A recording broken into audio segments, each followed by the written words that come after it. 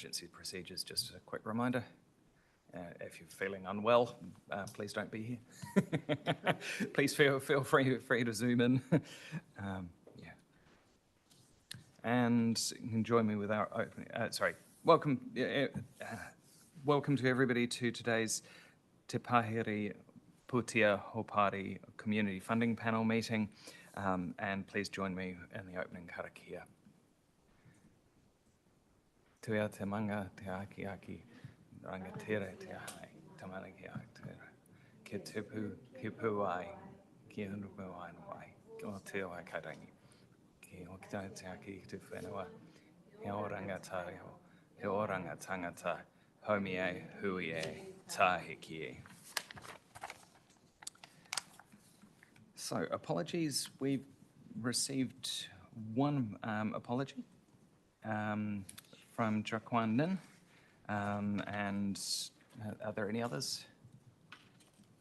No, cool. So I'll move that apology be and leave of absence be granted. Apology be accepted and leave of absence be granted. Can I have a seconder? Thank you, Richard. Now put that motion. It's been moved and seconded. All those in favour, please say aye. All those against, please say no. And I declare that carried. Conflict of interest declarations. Where a panel member believes that they have an actual, potential or perceived conflict of interest in relation to the funding panel application, they must declare that conflict. Thank you for those of you who sent those through. Panel members are responsible for determining whether or not they have a conflict, but obviously if you need help, please sing out.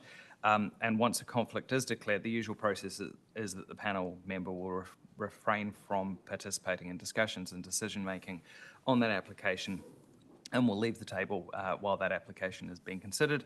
I note that I have one with Electrify the Hut, and so I will pass on the chairing to Richard for that. Are there any other declarations to make? We'll go round the room. Bruce? Please use your microphone because we need it for live streaming. Thank you.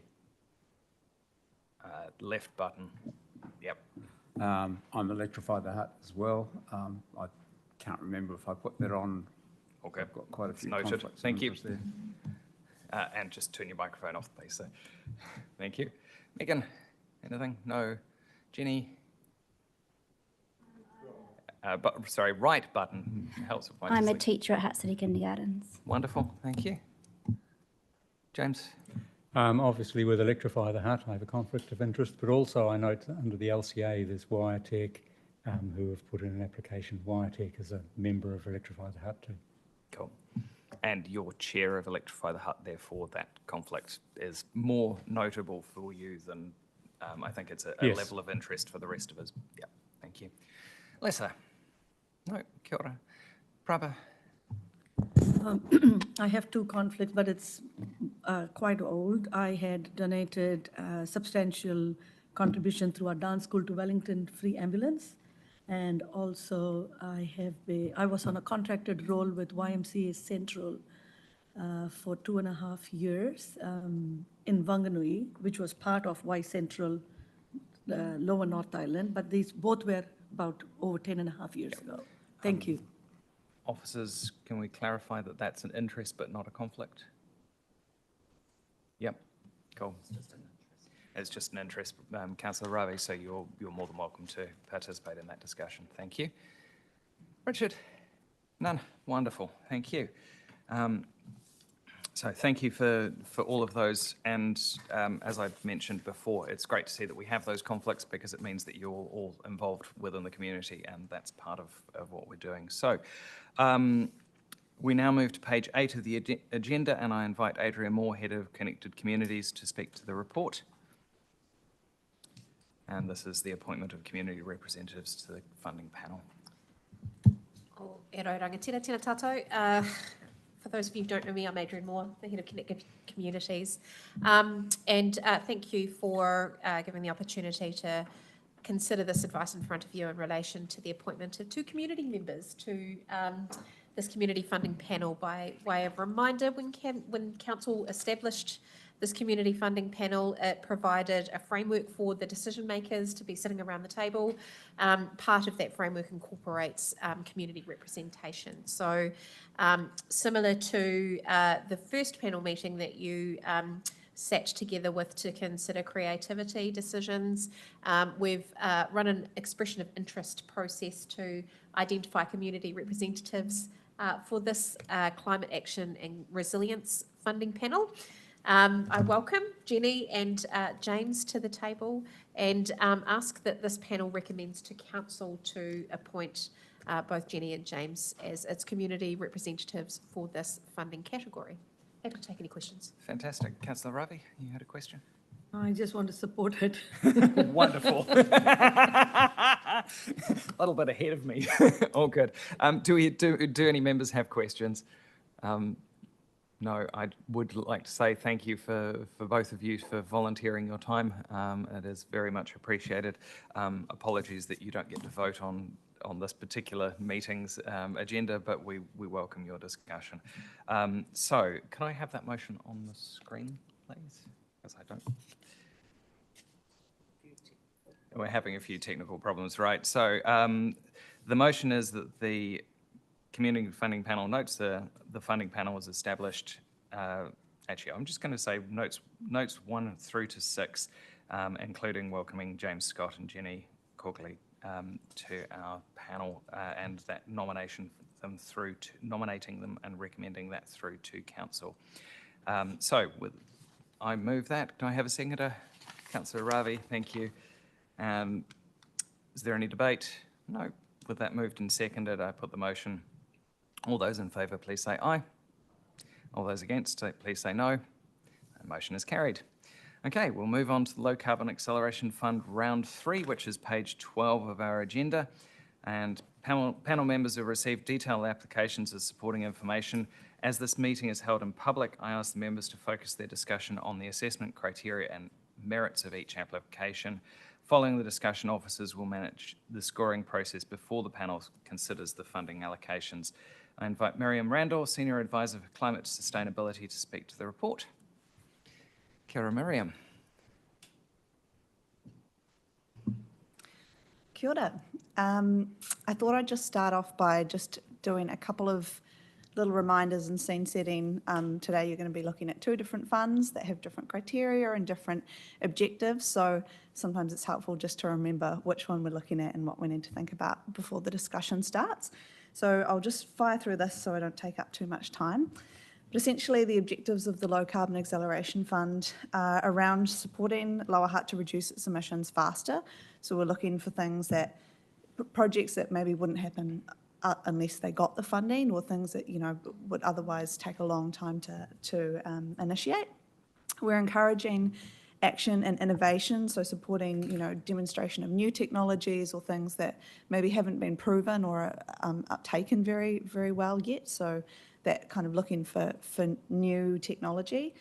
And then also showing the feasibility and you know, the achievability of emissions reduction actions. So, and that you could be thinking about projects that might influence others to take action, or show like benefits that then have a ripple effect. Maybe it means that the organisation will do more of the same thing once they've seen, you know, the proof is in the pudding.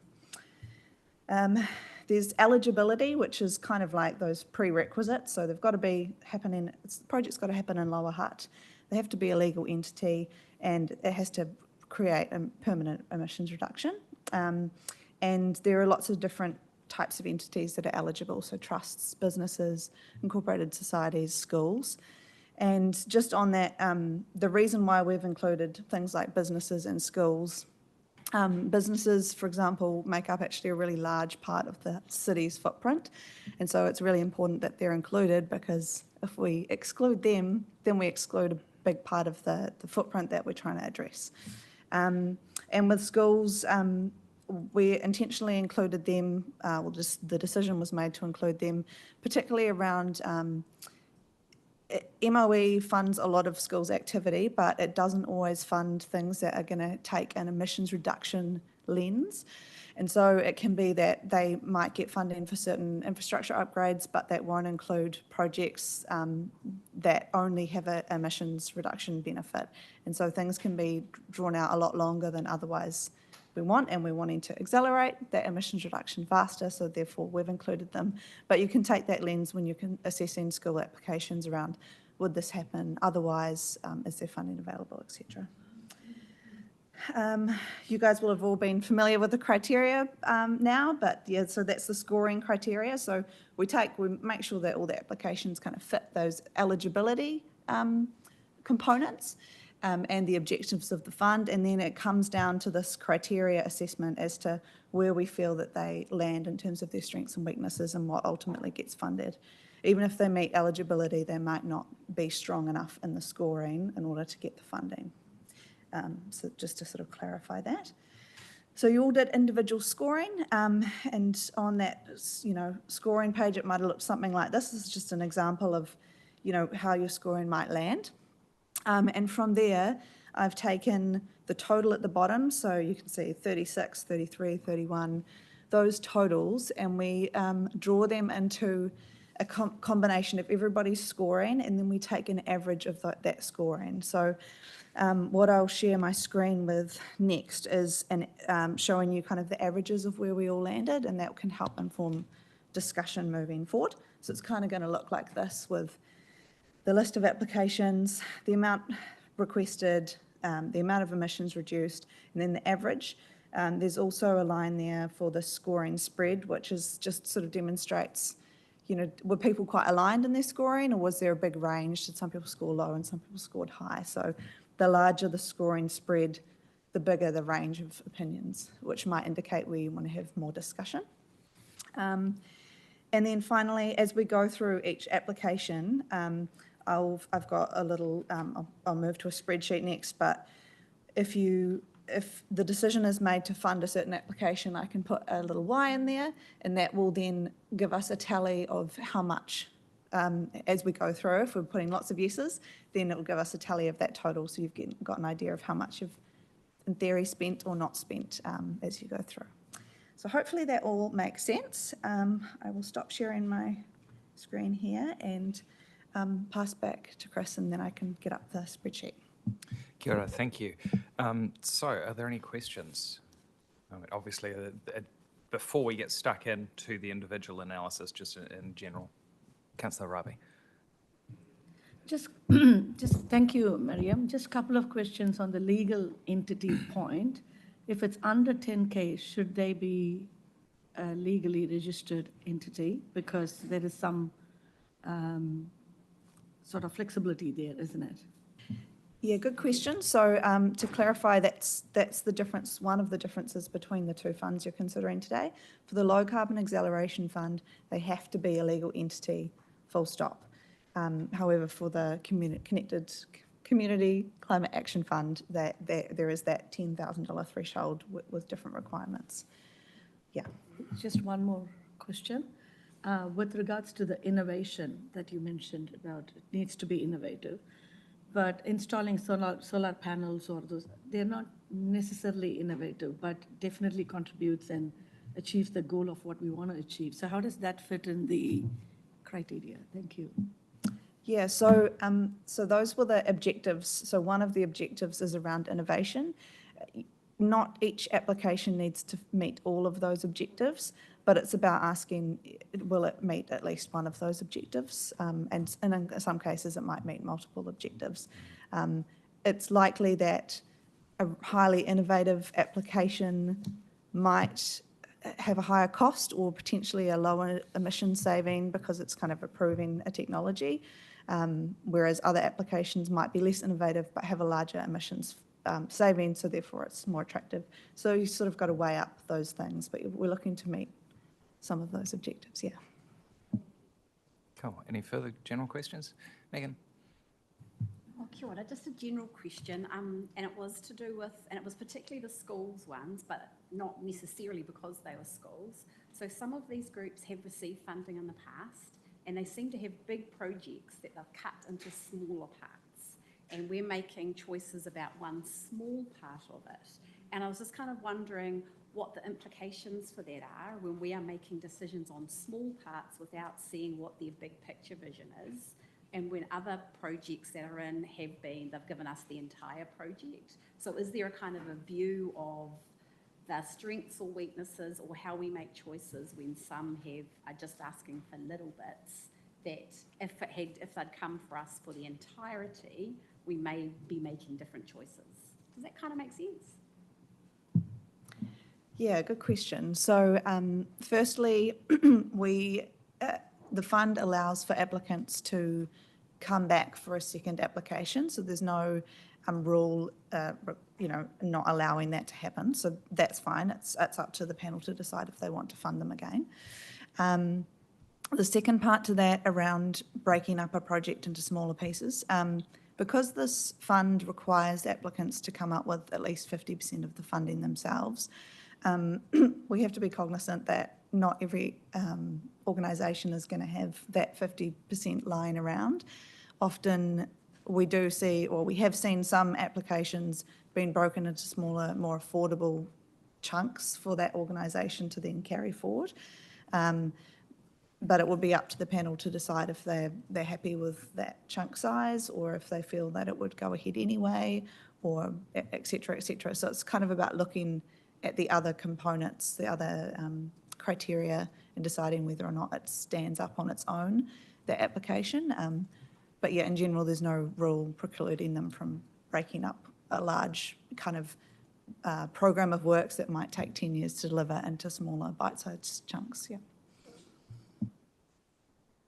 Cool, thank you. Any further general questions? No, right. Miriam, if we can see if we can sort the technology out and share your screen.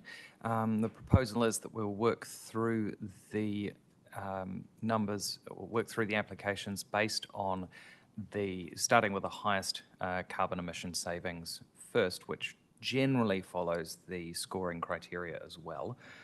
So I will try and read out the numbers as we go through so that I will read out the numbers so we're all on the same page. And yeah, if there are specific questions that we have, we can ask them. If we're happy in general with the conclusion to fund the application, we can just make that decision, and we don't have to go through in a huge level of detail if we agree in principle and we've scored highly on them. So I'll start with Wellington Free Ambulance, which is for $40,000. Any questions before we... Are we all happy to fund that one? Yeah? Megan, did you have a question you wanted to ask?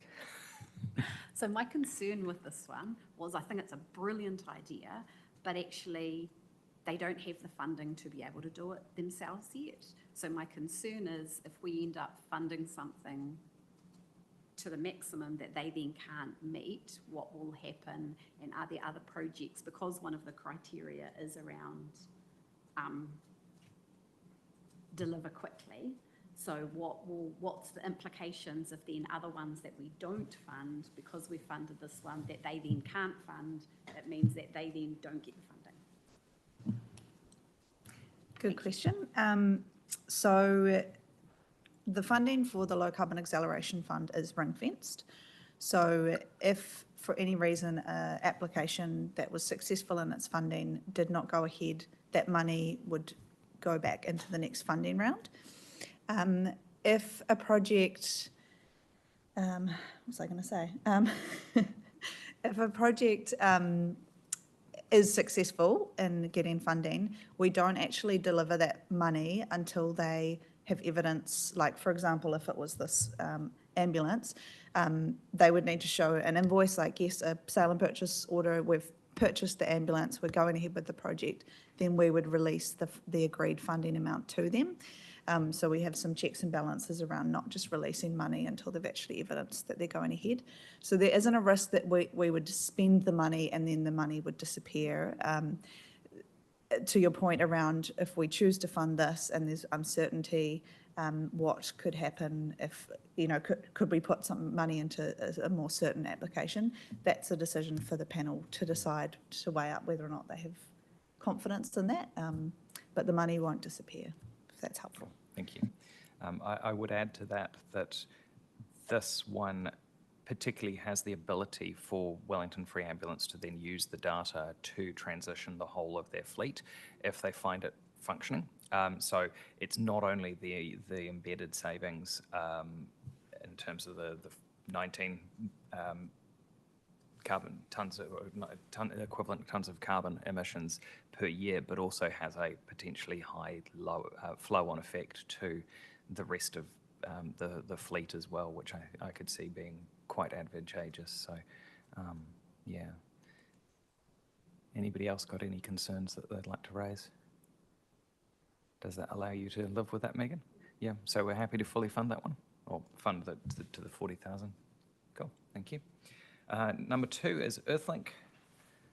I did raise with officers whether or not there were any conflicts of interest, being Earthlink is council supported, and there aren't, so that's fine. Any questions on this one?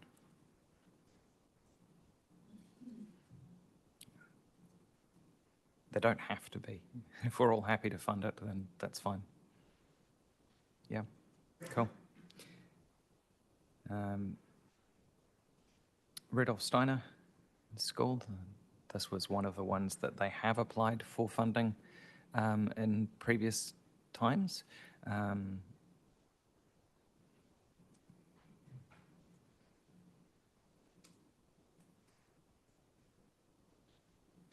Bruce. I have to declare a bias against schools in general, for the reason that, as far as I understand it, the government has just announced that they're going to fund solar generation on schools at the moment. So there is an alternative fund there that's probably not available to the other groups, and we shouldn't be basically competing with the government on that one. I'm not terribly well informed in that, Yep. but I think that's a recent announcement. I think that's a valid concern. I would say, though, on two counts, they've said that they'll fund up to 500 schools. They haven't actually said how many schools they're going to fund. But also, this one is the removal of gas from their hot water cylinder, which is different to putting solar on. But officers, have you got any additional comments? Yeah, just to clarify, so this one is involving the gas conversion rather than solar, but one of the other projects involves a solar project, so it's probably useful to briefly explain it. And just for those that don't know me, I'm Ewan Schatz, I'm the head of Climate and Waste and Resource Recovery, so Miriam is on my team delivering the LCA fund. But just on solar for schools, so what the government has announced is that they will fund over 5 years. I think it's up to 100 schools per year. Interestingly enough, though, schools don't know when they might be up.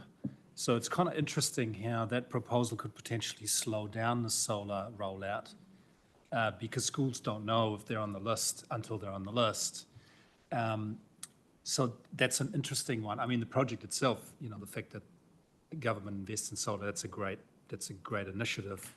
The devil is a little bit in the detail of what that means for schools, including some of the detail around whether the benefit from the solar system fully goes back to the school, or whether it just means lower electricity costs reimbursed from the Ministry of Education.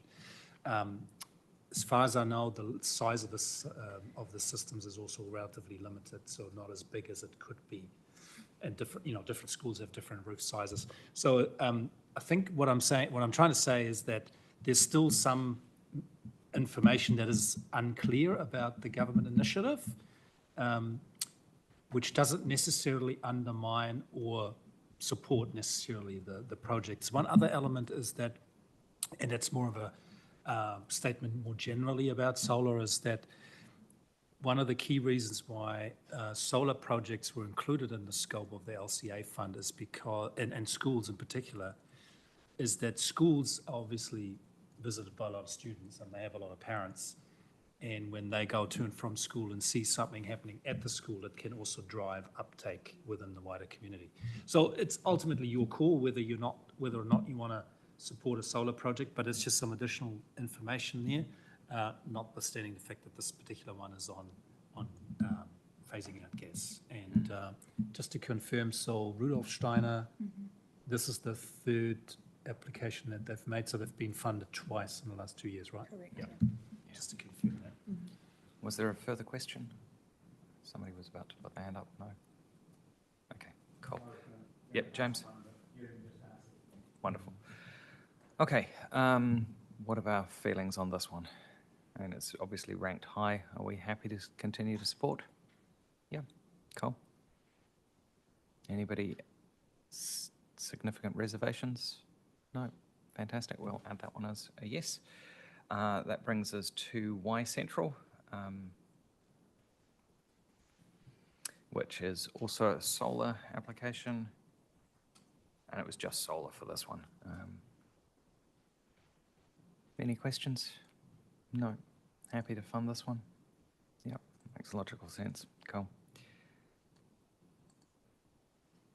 WireTech, noting that, James, you have that conflict there. And, sorry, Miriam, could we have the amount left added to the spreadsheet? Just while you... Do you want me to leave the room? No, you're fine. We're just noting that you're not going to take part in that. If you want to slide yourself back, you're welcome to, but you don't have to. Any questions? No. Megan? Sorry, it's a procedural question. It's okay. All good. Because we're going this way, like, does this mean, like, if we say yes to everything, we're obviously going to run out of money? We are, yep. So is the first stage to go yes and then we'll make choices between them, or?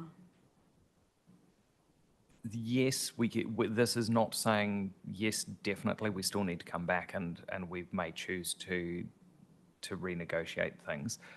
We are working through them based on carbon savings rather than the numerical list. If you'd rather we do it in numerical order, we can, in terms of the ranking average, we can do that if you'd like, and then we can just stop once we, or we can, it might make the cutoff a little bit clearer. Yeah, I suppose it was just like, if you look at number 9, Tākiri Maitiata, who had a really strong, but we may have actually run out of money by the time we get to them. But if that's the way Yep. we're doing it, then that makes sense, and I'm happy Yeah, to keep so we following will this. keep going, but then it will become a point that we have to go, okay, do we hit that point where you're going, yes, the Kokiri Marae idea may actually need to be put at a higher level, even though it's got lower total emissions, and that's fine. That's, yeah. So we've got 84K left, so we can keep going a little bit more. WireTech, so officers, I'll start off because I had a question with this one. WireTech are obviously a installation company. Their quote seemed to be comparable to what it would normally cost somebody, but there seemed to be no acknowledgement of their ability to install at their own time, in their own leisure, and make savings because they're using their own people. Was there any comment or feedback that you've had with conversations with them about that? No, I haven't gone back and questioned that. We just took the application as it was received. There was no technical issues with the application. It was more around how the panel wants to interpret it. So no. Sorry, could you remind me if this one is available for partial funding, or because the vast majority we said that we would either fund or not? I don't see it being available for partial funding. Okay. Yeah, no. Maybe just briefly expand on it. Even though businesses are eligible, I guess you will need to make a decision whether, a particular project warrants the investment or not. Miriam, when pulling together the summary sheets for each proposal, you will see that she pulled out some information or some questions around the proposal, and you may want to go back to those, including, we know that, organizations like schools or not-for-profits might have real funding constraints around particular projects. with businesses, and there's usually also a public benefit to carrying out a project. I guess the question you might want to have a look at is what is the public benefit in this particular instance, because they are a solar installer. They seem to be quoting the cost at full commercial cost when they might be using their own staff to roll out the system. Ultimately, it's available for funding. Whether you want to put that money in that direction, that's up to you. Okay, I'm proposing we put a question mark on this one, and we'll come back to it. But I think there are others that rank higher. Yep, I'm seeing a number of nods around the head, nods of heads around the room. Mangaraki School, Lisa, sure. Can I just clarify, when we're saying yes or no here, it's about our willingness to fund it on the carbon credits rating, or as a whole, yes or no? It's about using the funds that we are allocating, but this is not a final decision. We'll go through all of them, and then there will be some where we need to weigh up and say yes or no, because there are others in there in the system or in the applications that rank higher in terms of our own rankings. So I think this is where we're down at 28 of our scoring system. This is where we need to start drawing the line. There will be some, I suspect, that we can easily say no to, but we only have a certain amount of money, so we've got to make that decision. Sure, I'm just acknowledging that we have, well, myself anyway, and I'm sure others have listed an order of, if preference is the right word, and saying yes to it means, yes, personally, yes, I agree to fund it if it's possible, but perhaps one might not be higher on my list than others. Right. As we've been shown. Yeah. Just want to acknowledge that. Yeah, cool, that's fine. So, I mean, I would love to fund it if we can have the money, but versus some of the others, I think it comes down lower, so I'm putting it as a question at this point. So we'll come back to that. Mangaraki School, noting that this one was solar and batteries, which means that as well as the resilience, the carbon reduction, you also get a resilience aspect. Being a community hub, it means that the solar panels continue to work when we have a power cut in an emergency, and that allows them to continue to respond to a community in that type of situation. So, yeah. Lisa. I wonder if the officers might be able to answer.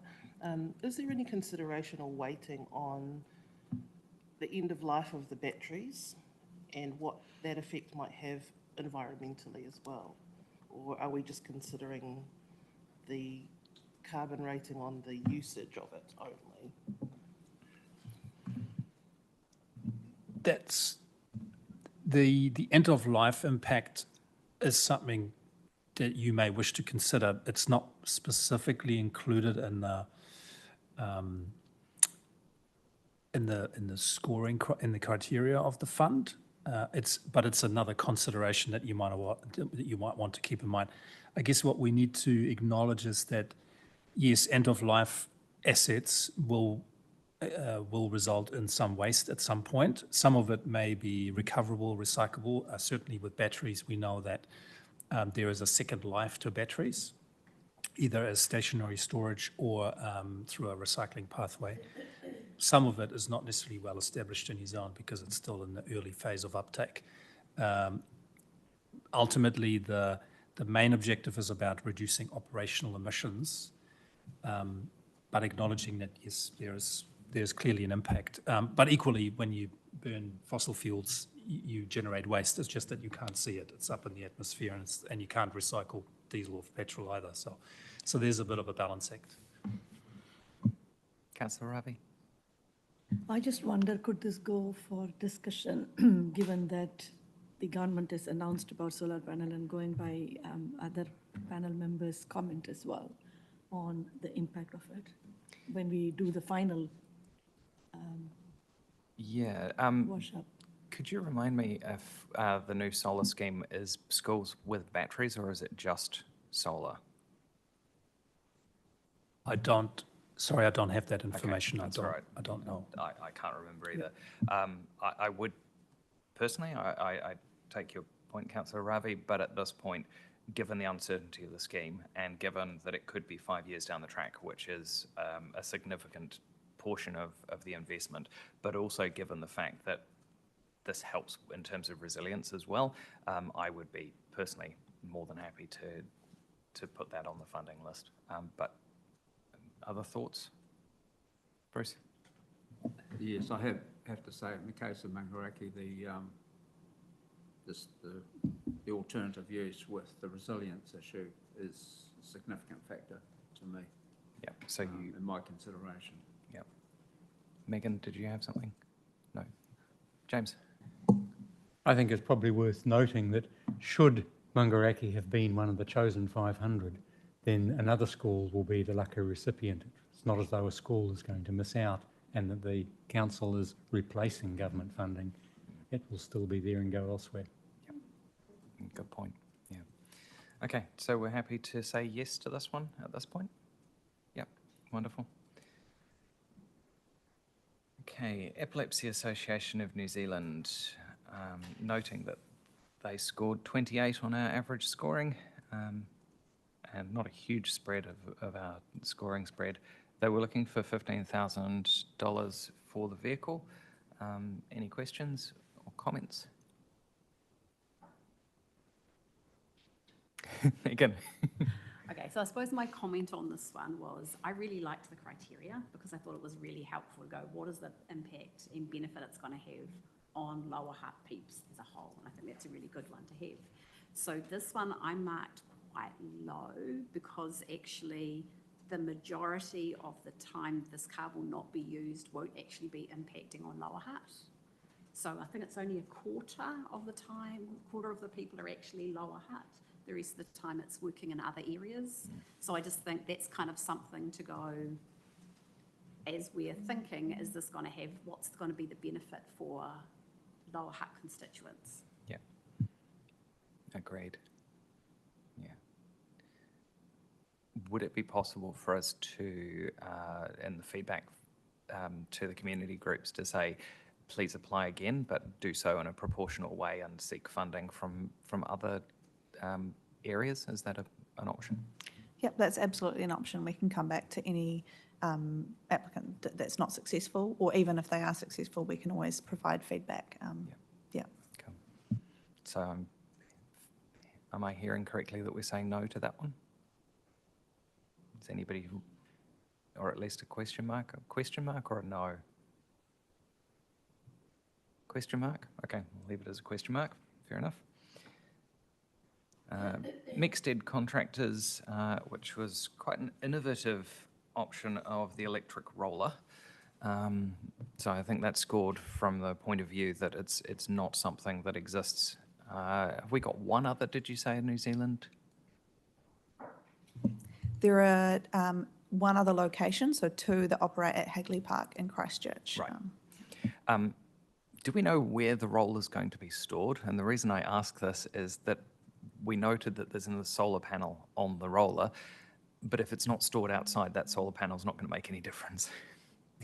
So my understanding is that they have a site, like a work site at Hutt-Rec, where they're able to store and charge the roller. Of course, when it's out in operation, it's receiving energy from the sun as well. So it will be a case of dual kind of charging between the two. I think, and depending on the type of weather and the amount of use that it gets will depend on how much charge comes from the grid electricity versus the solar panel. I did look it up, and the unit comes with the solar panel installed, so it's not as if they're adding an additional thing, because I would be advising people not to do that. If you want solar panels, stick them on your roof. They seem to work a lot better. Any other questions or comments? Councillor Ravi? I thought this was a very innovative project, and I rated it high because it's new and it's going to be the third of its kind in this country. And also it has a lot of potential to be developed further across the region as well. So I thought this was a really leading project for us to support and fund. Okay. Bruce? Microphone. Please. I actually scored it quite low because I think it's very niche. So the public awareness of it would be pretty low, and the sort of benefits from raising awareness would be relatively low. Yeah, I would be on your side. And it's as you say, it's a niche piece of equipment and therefore costs quite a lot of money to be able to do. But at the same time, Councillor Ravi, you're quite right. It is allowing them to see the benefits potential and expanding it outside of a very isolated area within New Zealand. So, shall we leave that as a question mark at this point? Yeah. Okay. Lisa. I had initially scored it quite low myself, but just in our discussions, I wonder, is there any, how do I form my question? In my eyes, I don't know about how often it would be used in comparison to some of the other vehicle applicants, but is there added value in its longevity, and sort of less depreciation because of that also? Or is that, I'm not sure how the technology works in that way, if it works in that way. So the applicant provided a calculation of roughly how much they use their current, I believe it's diesel-powered roller. And from memory, it was something like 500 litres a year, or I actually can't off the top of my head. So they gave an estimate of the usage. So we have a general idea of how often that machine is being used, regardless of whether or not they use it a lot more in a shorter period of time or a lot less over a longer period of time. If on average the usage is the same, then it's kind of, it's a moot point. They're simply swapping out one technology for another. Yeah, so we can be fairly confident because they have a lot of usage data over doing this operation over many years that they're going to use it the same amount as the old one. So the emissions saved we're pretty confident in that number. But yeah, longer life or shorter life, it's really about what the accumulated emissions reduction are. I think for me, it's a question of value for money because it's $80,000 total, 40,000 from us, and you're getting a similar level of emission savings as the epilepsy vehicle would be. So I'm not sure that it's, for me, it's not ranking as highly, but Bruce? Another thought that I had when I looked at this is from the point of view of innovation. To me, it's not that innovative because they're buying an electric roller. And I've got a book here. This is totally coincidental, but it's about New Zealand inventions. And I just thought, for $80,000, could they not convert an existing roller to electric? And probably it should be a lot cheaper, I would imagine, to put an electric motor in an existing roller. That would be innovative to me. Councillor Ravi?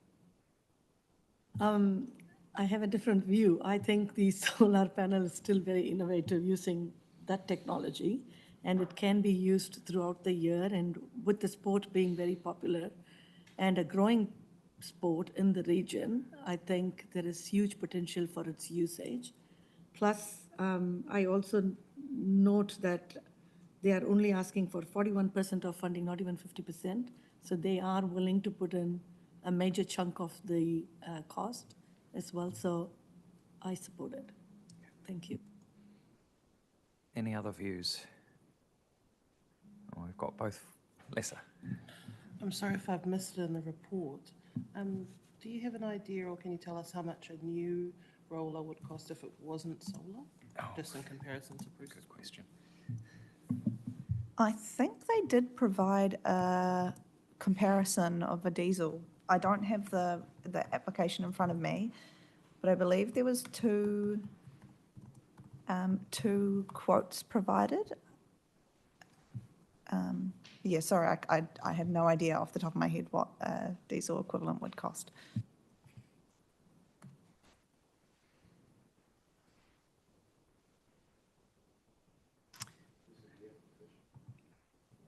you want to read it out, Bruce? Richard?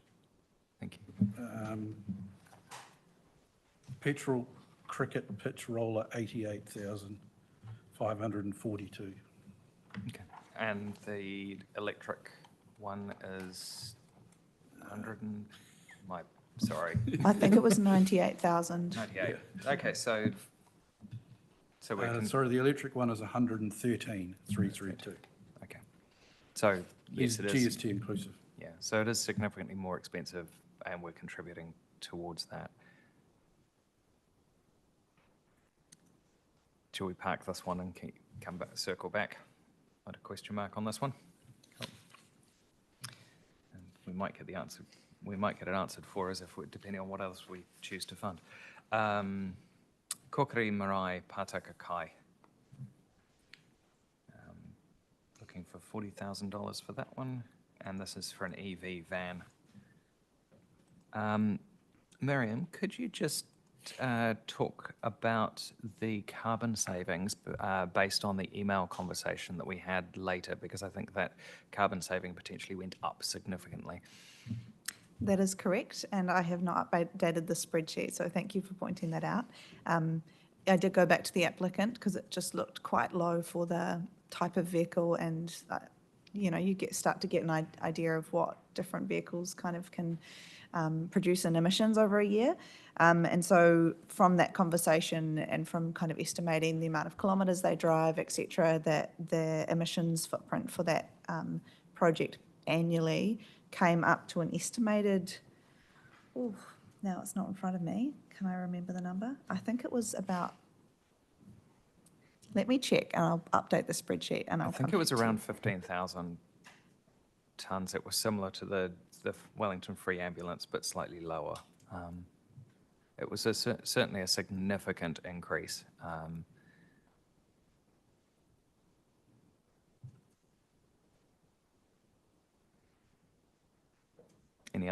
Any comments on this one just before, while Miriam's... Just while Miriam's looking up the numbers. So in principle, a typical light vehicle travelling the average distance in New Zealand, shifting from petrol or diesel to an EV would save around 2 to 3 tonnes of emissions.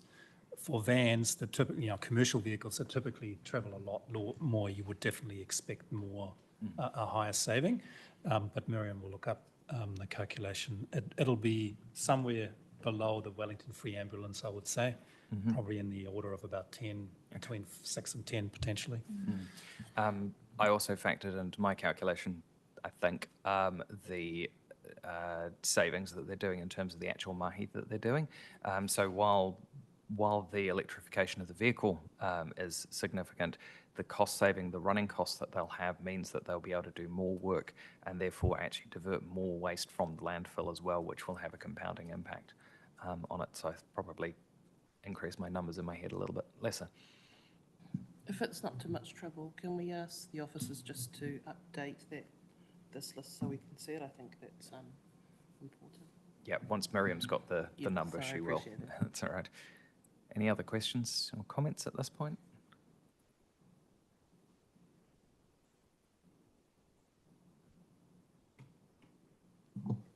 James? I note in the report there that it says they achieving an estimated avoidance of 70 tonnes of CO2, but that includes all of the diverted material, landfill diverted material, in addition to the vehicle itself.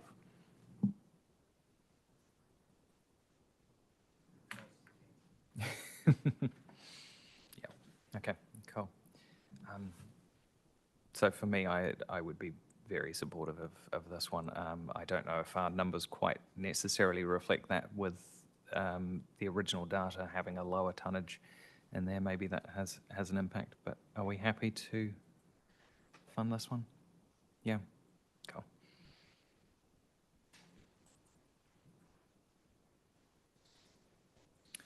And that brings us up to the Hearth Trust, which was a relatively low emissions amount, but proportionally compared to the one that we've just funded, also about the same value for money, which is an interesting thing to add into our questions. So this was replacing Gas Infinity for heat pump hot water. Any questions on this one or thoughts?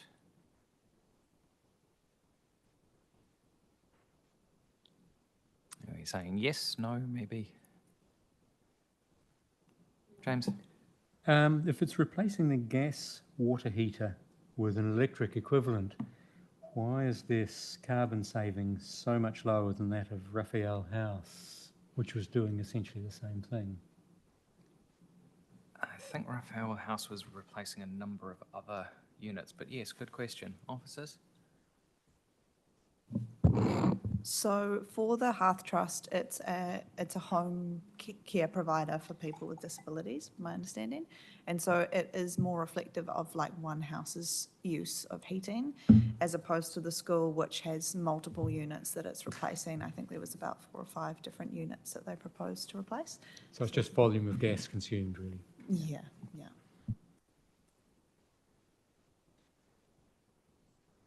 Any other thoughts? Can I get a show of a quick thumbs up, thumbs down indication? I'm not seeing thumbs up for funding. Okay, that's a yes. Right, cool. And Chocolate Hair Company Limited.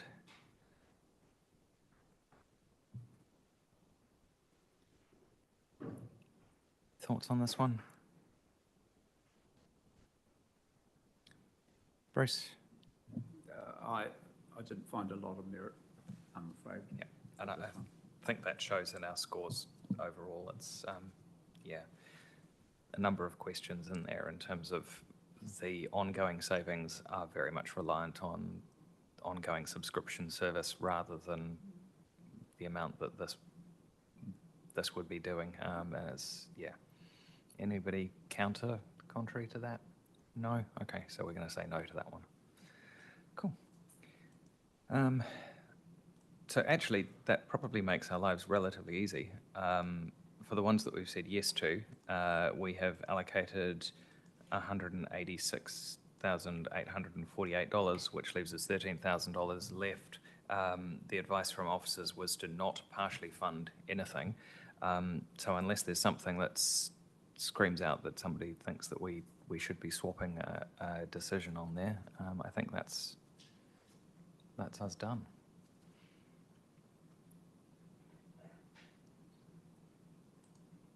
Anybody, any thoughts? Are we happy with that? Councillor Ravi? I'm just wondering about the cricket roller. Going back to that, I still think there is huge merit in that project. So I think we had a question mark on Viatech, Epilepsy, and Nexted contractors. So do we want to just look at those 3 to see which one of those?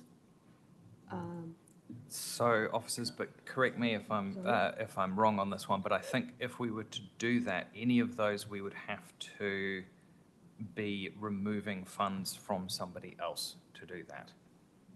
Is that correct?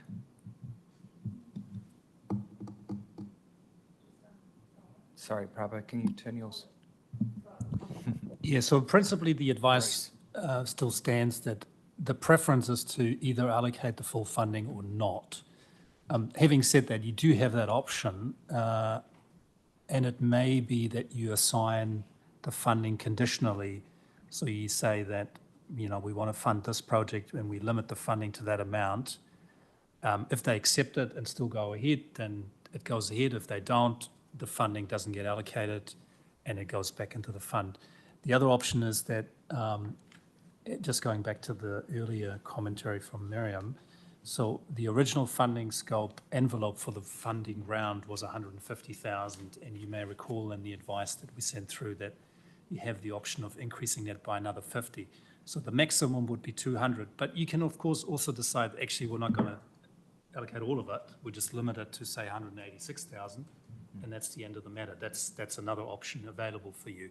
Now, looking at those, just to in response to Councillor Ravi, looking at mixed debt, it may be that a possibility is that it's conditionally approved. It's limited to, I don't know, 10,000 to kind of look at the the additionality of the project. Because there are sometimes questions around, like they're asking for half the funding, but actually the additional cost of a roller versus a petrol or diesel roller might not be as much. It might only be a smaller amount.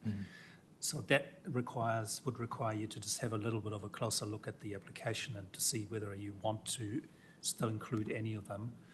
But equally, you have the option of saying, actually, we're happy with the ones you've got, and that's what we're going with. There's always another funding round too. So True. Bruce, could I get you to turn your microphone off, please? Based on that feedback, I would be happy to allocate the remains of the funds to McStead contractors based on the fact that the additional funds is going to the extra amount that they would be paying to upgrade from a diesel to an electric. Councillor Ravi? I support that. Yeah. Thank you. Anybody else? Okay, thank you. So Miriam, if you can bring that through, that means that we're partially funding McStead, and that brings us up to fully allocated. I believe that we need to put this through as a motion. Do you want a quick recess to? No. So No. is there any, there's no changes to the, I can't see the figures, they've only 40. Yes. Just give us a moment to. Yeah, sorry, we'll just have a 2-minute recess. So if you want to go bathroom or coffee, etc., please do.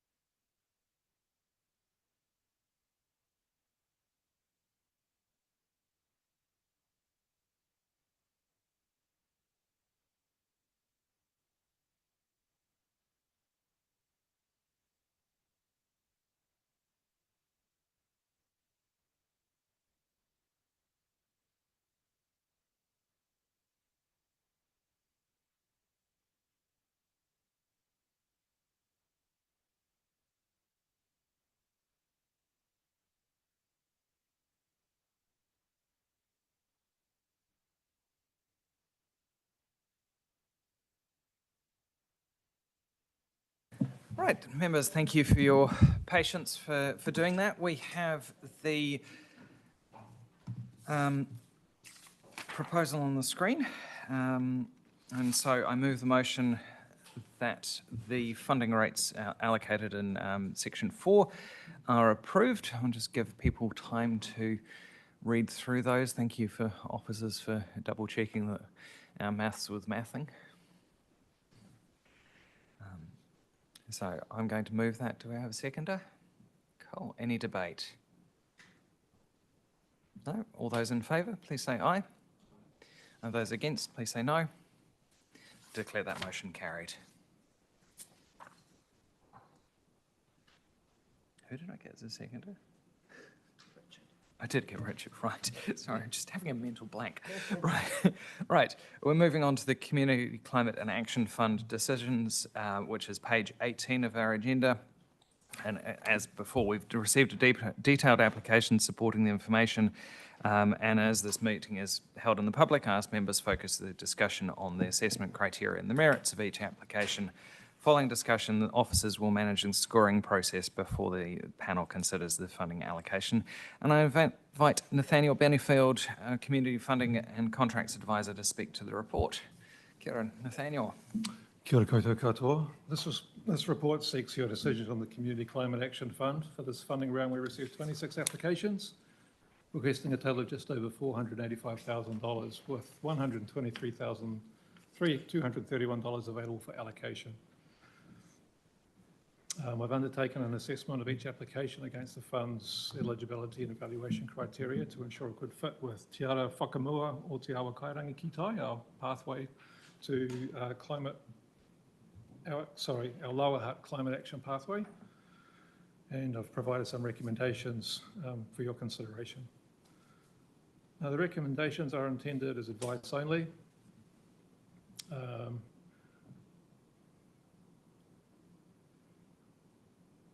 With the oversubscription of the fund, I've suggested a funding cap of 15,000. Again, this is a recommendation, suggestion only. You have the delegated authority to make the final funding decisions.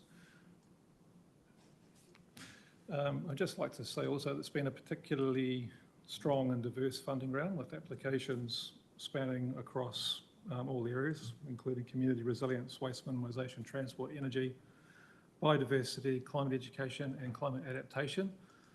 And I really appreciate the time and the care you've taken to put into reviewing these applications. Happy to answer any questions as they come up. Kia ora. Kia ora, and thank you for the mahi on this. There's some brilliant work going on in our community, and great to see that we can support that.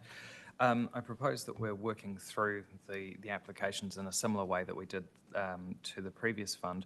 But before we do, are there any general questions that members would like to ask?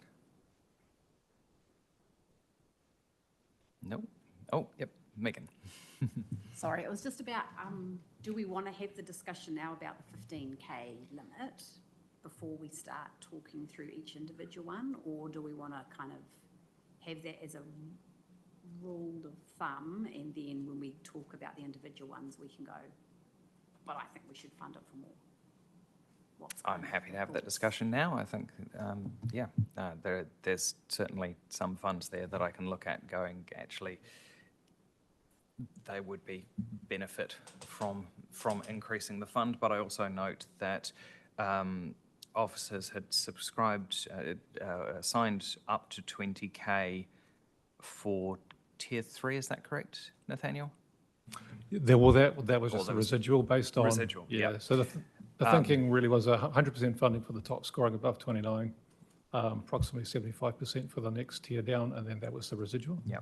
And I did note that when I was running through those Tier 3 ones, by the time you remove the ones that would not function if we only partially funded them, then actually that 20,000 would go between too many people. So I think while the 15,000 is a good starting point, I think that there is probably argument for funding more for those, and I'm happy to have that. If anybody thinks that we should stay with the 15,000, then I'm happy to have that discussion now. Councillor Ravi? I'm happy with that. You're happy to stick Stay with the 15 15K, or? what the officer is recommending, so that it is well distributed as well, Okay. based on Yeah, applications. I think okay. Anybody else? Is anybody in thinking that we should probably lift the 15, go over the 15K? Megan, yeah. Bruce? Sorry, I Sorry, think we yeah, should comment. lift it. You think we should lift it? Yeah. Because people didn't know going in that we were suddenly going to only cut it to 15K. And so we haven't had the conversations with people to say, can this be scaled? So I think it's, in some ways, I think it's a bit unfair of us to make and I totally understand why we've suggested this, but my concern is if we're going in going, yeah, you're only going to get 15K, we actually don't know if they'll be able to do it. Oh, sorry, Megan, just for clarification, we do know that. One of Okay. the things one of the questions that officers asked was, are you able to go ahead if you're only partially funded? Yeah, but that's different. Partially funded is different than saying we're only going to give you this much of the funding, eh? That is partial funding. If you're only getting 15K or 30% or whatever, that's partial funding. I get that, but we didn't say that it was only going to be 15K. We just said partial funding. We didn't say what the proportion of partial funding was going to be, did we? No. People don't know. They put the application in and it's up to us to decide, but people do get to say, yes, we can go ahead with this if you fund us fully, or no, we can't go ahead with this. Yeah. Sorry, they've got the option of saying they can go ahead or not, or that they can go, they have to be fully funded or they can operate on a partial funding. So while they weren't working to a $15,000 maximum level, they were of the understanding if they've given us an indication that they can or can't continue with some funding. Sorry, that I didn't say that very clearly. Just one more point, if I may add, e tato ma. In relation to that level of funding for this fund, different from previous funding rounds for this fund, we've actually received a high number of applications, much more oversubscribed than what we have in the first two funding rounds for this particular fund. So the rationale behind our advice for introducing this cap is to enable, as Councillor Pravi pointed out, enable an allocation of more funding out to more organisations. There are a few applications that have come through that are significant and could easily consume almost all of this funding. So one of the intentions of this fund is to try and issue as much community funding out to the community as possible. In the interest to achieve that objective, we're suggesting this cap for this round, given how many applications have come through and how far oversubscribed the fund is. Okay, so we've obviously got difference of opinion. I think it will be easier if we actually have the discussions around the specific institutions. There may be some that you look at and go, actually, we could argue for increasing that amount, but I'm going to propose that we keep it at 15 at the moment, and then as we go through them, we look at them. Lisa. Sorry. I don't mean to make more work, but I wonder if we could have a visual on what it might look like in total and how far it might go with the 15K limit. Yep. Have we got that? Have we got the ability to have that spreadsheet up there? It is the 15K. So the officer's current recommendations, the funding recommendations on page 21 are with the 15K limit. And that leaves us underspent by 20,000. So we do have a little bit to play with there, but we still have to work through the cohort. James. I note that there are only 4 applications that get affected by that 15K limit, 2 within the 100% band and 2 within the 75% band. Mm-hmm. Yeah. And I note that one of them is free ride. Yeah. Okay, so we've got the funding list up there. I propose that we work through them, and if we have ones where we actually think that they should be funded at a higher rate, then we deal with those as we go, and we may choose to make that compromise. We may choose to stick with the officer's recommendations. So first one up is Wainuiomata Marae Charitable Trust.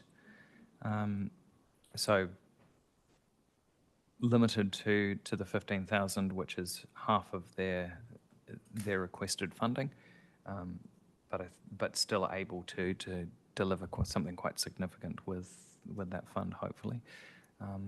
Any thoughts from panel members on this one? Councillor Ravi? I'm happy with the 15K recommended, thank you. Yeah. Megan? My concern is that, do we know if we only fund them 15K, what they won't be able to do? Like, did they give any indication, like maybe they won't do the bikes at all, or they'll, and what are the implications for us if we? No, the only indication that they gave that the project's kind of in two parts, transport and restoration, with funding elements around both of those two. They've indicated that the project will proceed if full funding is not received. And they've indicated that they'll continue to seek funding from other funding sources as well. So it's, yeah, the joys of being a community fund. But, yeah. Are you happy with the 15K for this one, Megan, as it sits? Not really, but happy to, if that's what the decision is around the group, that we go with that. Okay. I just Lisa? asked that we put a question mark on the figure Yep. to the 15. Okay. As we discussed, we could possibly raise it if. Yep. if it Okay. comes to it. Yes, possibly higher. Wesley Community Action, I note that I have an interest in this group because I'm part of their guiding group, but that doesn't hit the level of conflict. But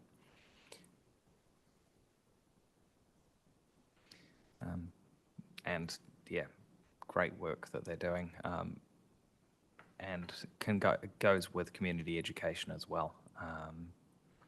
And I note that they're helping out some of the other community groups with this in terms of their knowledge.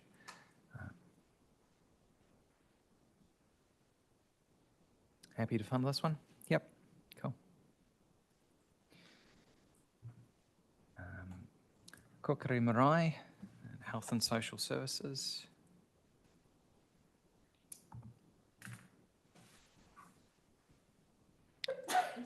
So this one's a rainwater capture for the community gardens. Officers, did you have any comments on the amount that they're applying for? I had two queries. One was the $10,000 for the installation seemed significantly high. And the other was that they had included $1,000 of contingency in their budget, which I agree contingency should be funded, but should we be funding contingency?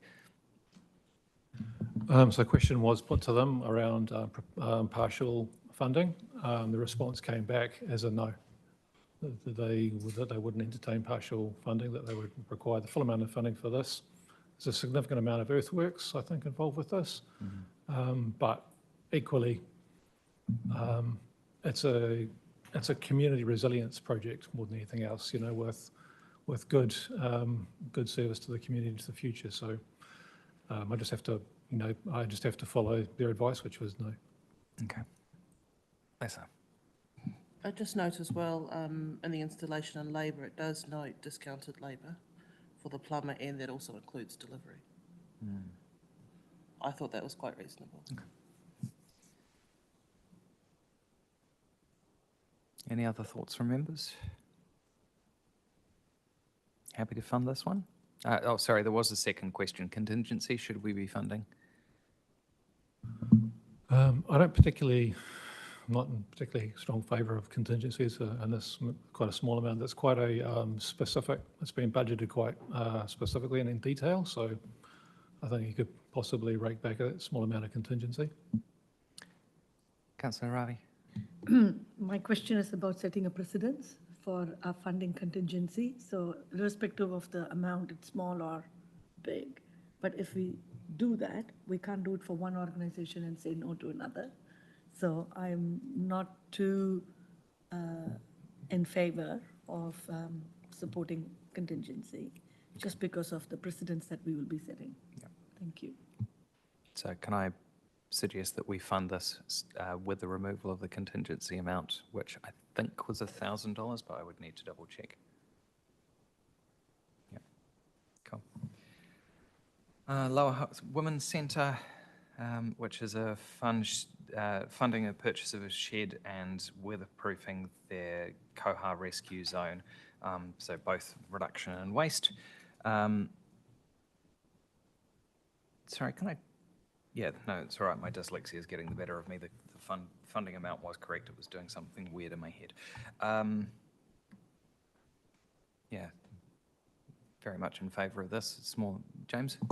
Okay, to me, it looked like the shed was too small to achieve the objective they described.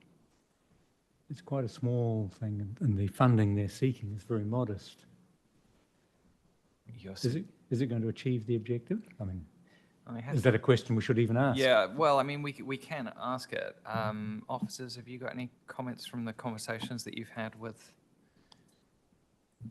I haven't had any, I didn't put any questions to this one in that particular regard. I've just taken their quote as that's what they want and that's what's been included for consideration. Yeah, I mean, partly it could be that the size of their footprint of the space that they've got to work, that's just what they've got to work with. Lisa, sorry, did you? And was there two quoted?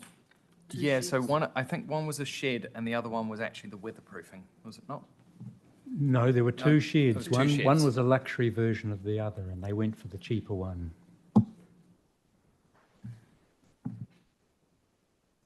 Okay.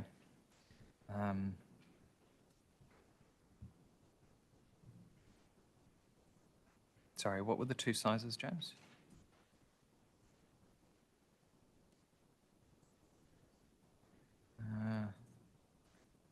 I thought they went for the larger one. So 9 times 7 shed 2.79 metres by 2.16. Yep. And it's the signature collection, which is the one that they did apply for, which was the 3,400 plus. Yeah, so they did apply for the higher, the better of the two. So I'm happy with that. Everybody else comfortable? Yep, cool. So we'll fund that one.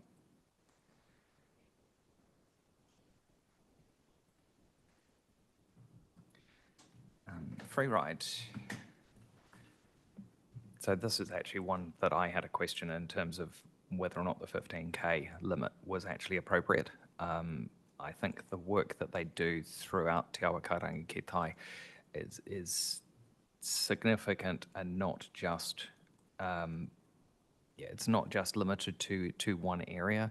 It has a massive impact, not just on the immediate emissions, but because they're allowing and encouraging kids to get on their bikes and be able to use them, that is going to have a lifetime effect.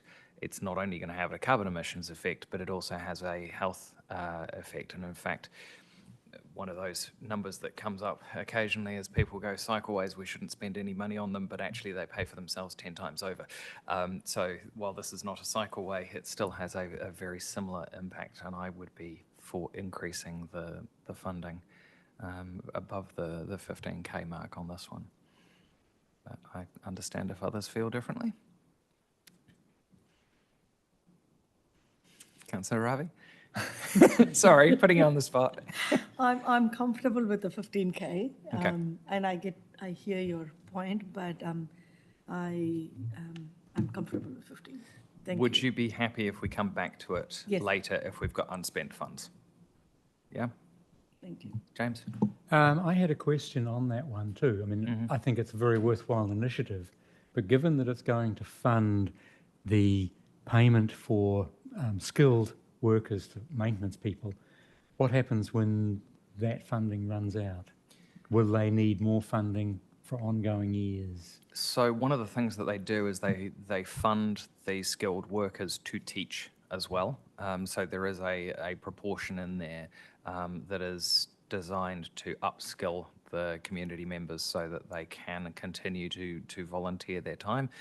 So it's not just paying for one set of skill. There is that amplification.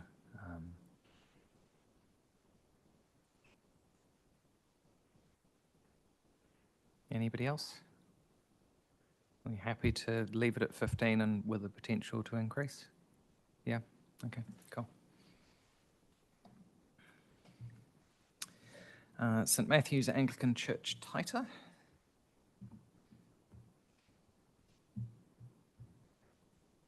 And this is another composting system. And if memory serves correctly, it's also working with Wesley. Officers, you didn't suggest a full fund on this one. Would you like to talk through thought process on that?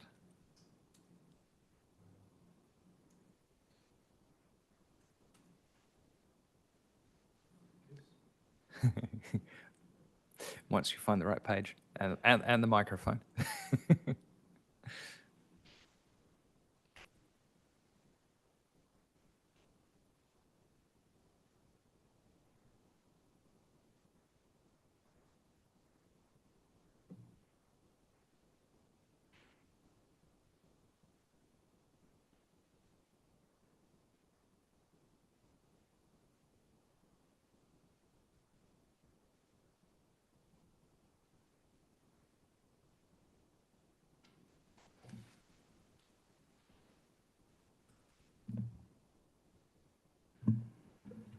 I think primarily just through scoring the evaluation. I think the budget area was relatively light. It's a worthy initiative. It was only like 1 mark off of being 100% fully funded. So I didn't have anything particularly against this project. I think the waste minimisation it's good to get some thinking around, what that is doing in terms of CO2 equivalent. However, I think, it's pretty well understood and known that waste diversion has a significant impact on emissions reduction in the local area. They are very much a community hub. So I think it was primarily just, was one click off being fully funded. There's no particular reason why it's, being downgraded to 75 other than out of fairness and proportionality. Sorry. Okay, thank you.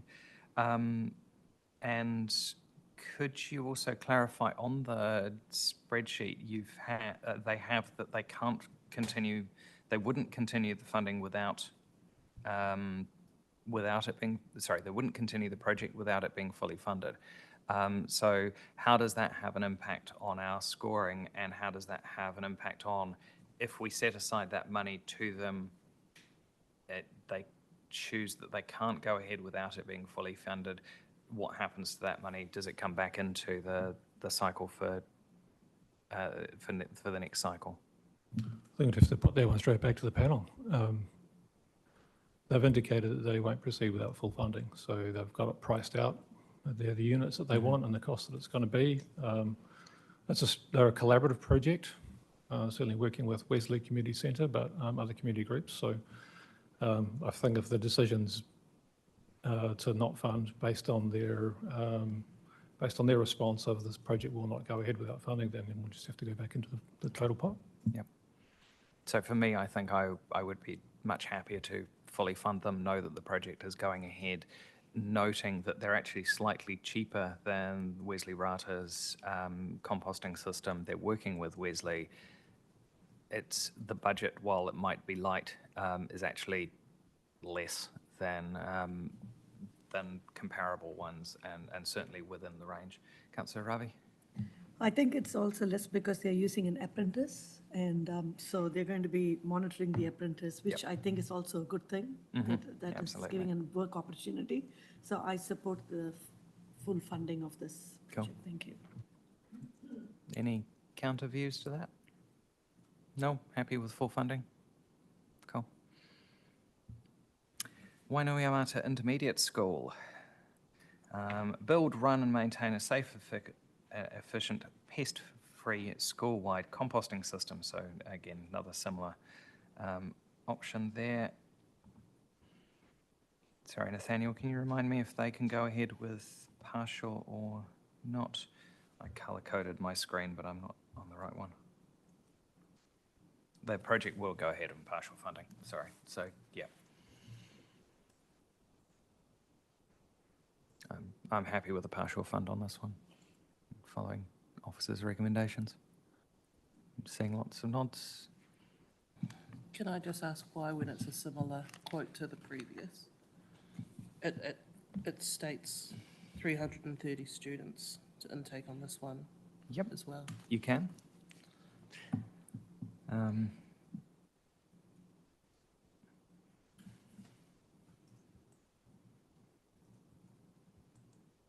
It is slightly more expensive Slightly in more terms of their expensive, but it- original quote, but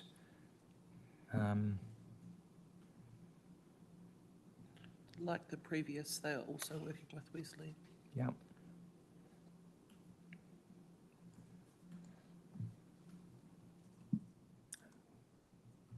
So you're proposing that we fully fund? To me, it seems the rationale was the same for the previous, so then if that was applied, then yes. I would recommend that. The difference in my rationale is that they've said that they were happy to continue at partial funding. The project would still go ahead, whereas, It did also state that it would have to be in a stage capacity, if Yep. that was the case. yeah, I don't think they should be penalised for the willingness to progress with the compromise, program- fair with the enough. project. yeah. Okay, I'm happy to, so we fully fund that. We may have to come back to that decision because we may need to look at them. We can't fully fund everything, obviously. James? I was going to say the project is slightly different in the sense they're targeting a lower level of composting, but they're adding in pest control as a different element around that. So it's not just the same number of bins composting. There's that pest control, the rat control traps and things that perhaps make the difference in price. Yeah. Does that make any difference in terms of the logic behind how we fund it? No, I think okay. So we'll put in the fully fund and then, yeah. Oh, thank you for bringing in that column about proceeding without full funding. That's much easier to find. He Putuai Trust. And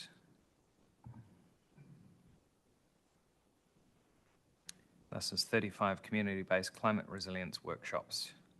And also working with Kokiri.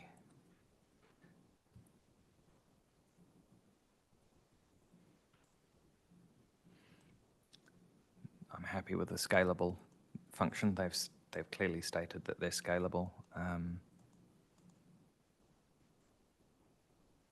Yeah.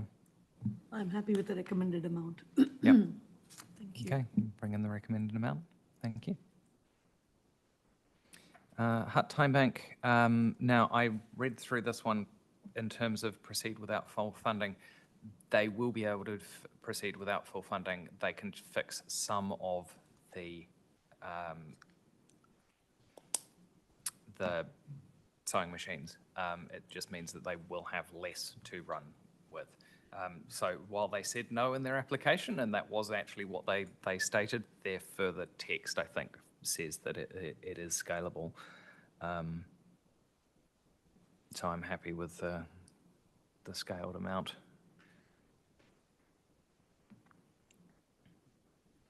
Or does somebody think that we should spend the extra 500 and make sure that all of their sewing machines are functioning? I would support the extra 500 only because I'm a big supporter of anything being reused and not thrown away. And so I think this is... Bang for the buck and community Yeah, for this. and this is a good example of how it's being reused as well. So thank you. Yep. And they're not buying new machines, they're repairing old ones, which is even better. Yep. Okay. Fully fund that one. Seeds to Feeds Foundation. Again, scalable, fascinating work that they do. And obviously they also, Seeds to Feeds, work with Kibosh and have quite a cyclical network within that.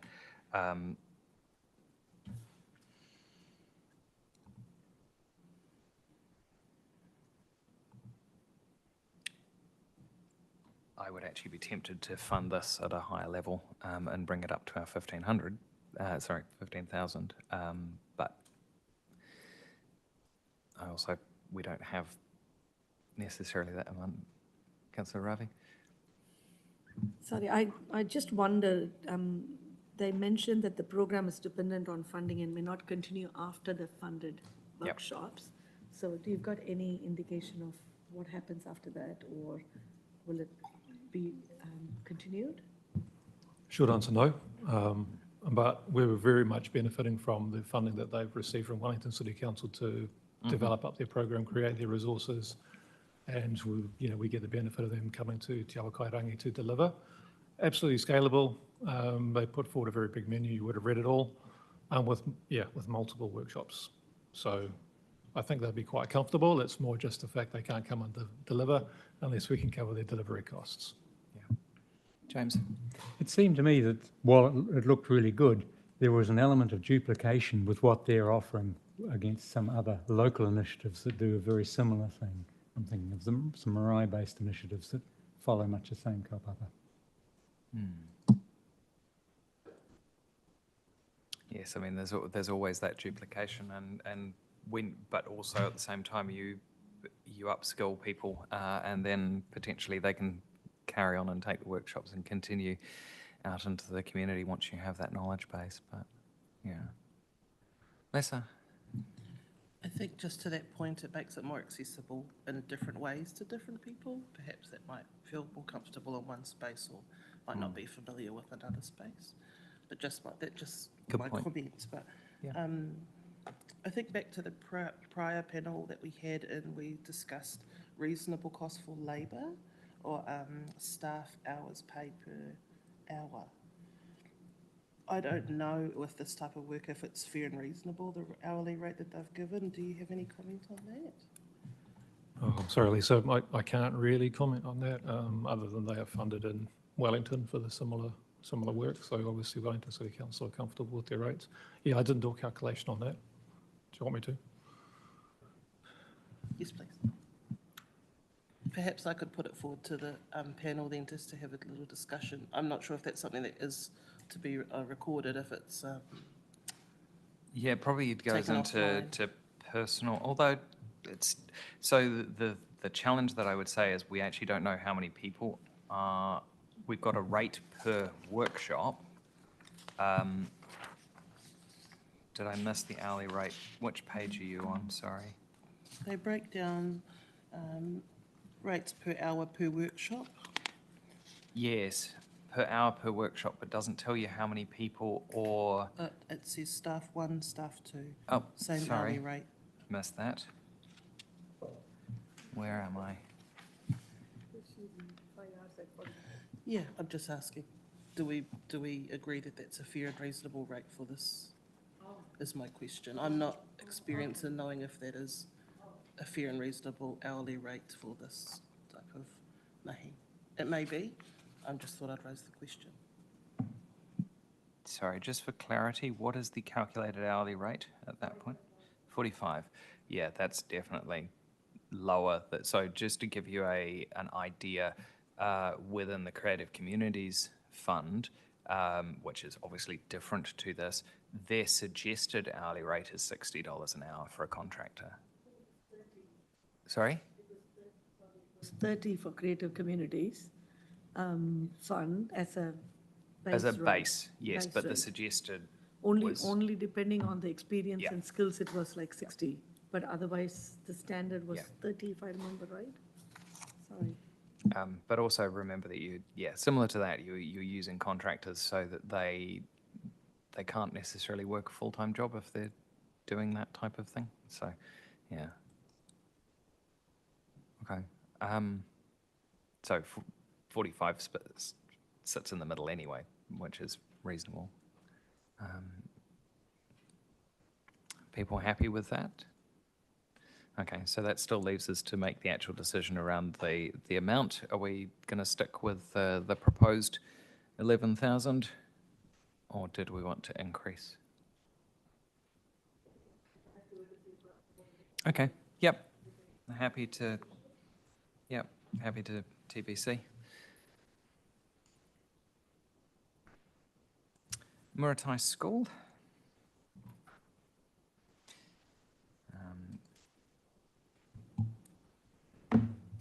preferred gardens, existing orchard, set up utilities, water sources including water line and rainwater collection, greenhouse propagation, and composting.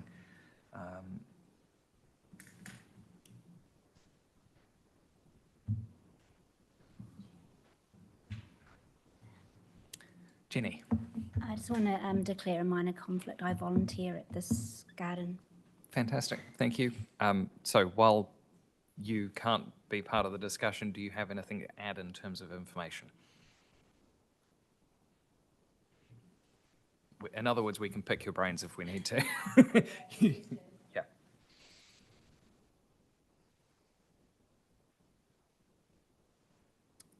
Councillor Ravi? I just wondered what was the reason for it to go in tier 2? I'm not sure. Why was it rated as tier 2? Sorry, thank you.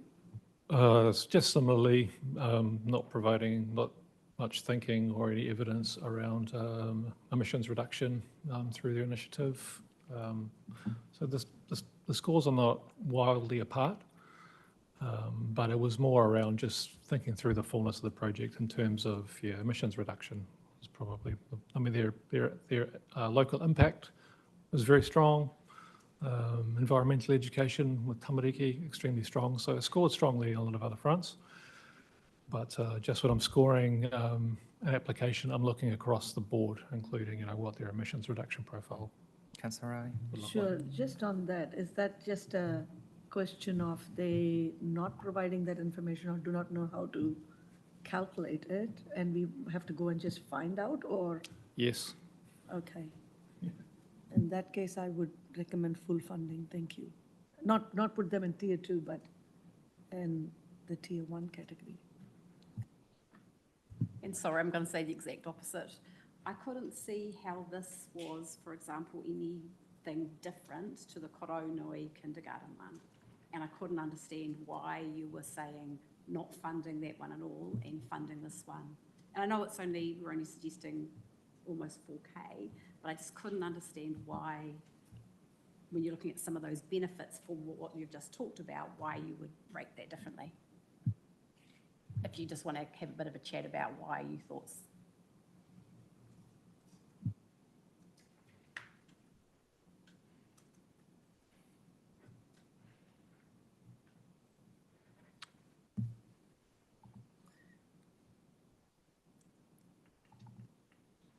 It doesn't have to be you, anyone else can jump in. Sorry.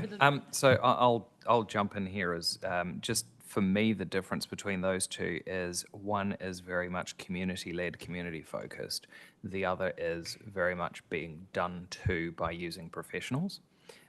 So you look at the price budget between the two. I think one was a 20K total and an outsourcing, whereas this one is much more getting in the kit set and building it with the community, and that community building is a huge part of what the fund is set up around. It is climate action, but it's also community resilience, and it's doing that type of mahi with your community that builds resilience. That would be my take on it. Anybody else?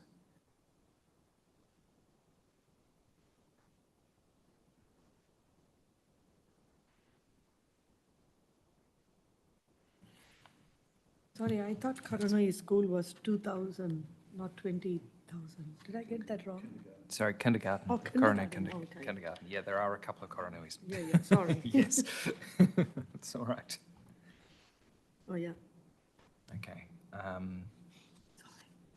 Sorry, Nathaniel, could you jump us back to the main page?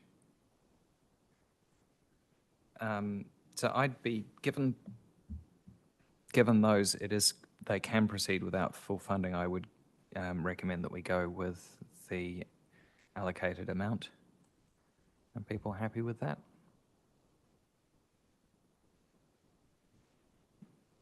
Yeah, cool. Electrify the hut, which I will hand the chair over to Richard, given my conflict of interest. All yours, sir. discussion.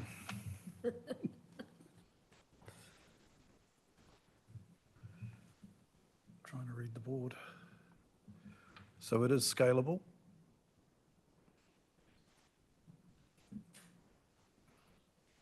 It could be scalable. It's not been put forward as scalable, but it could be scalable. Oh, okay. Am I reading the wrong thing? Yes, scalable. Okay. Are we happy with the amount proposed there? Just again, the same question of why is it in tier 2 and not tier 1? Sorry. I think from memory, my thinking around this was there were still elements yet to be confirmed.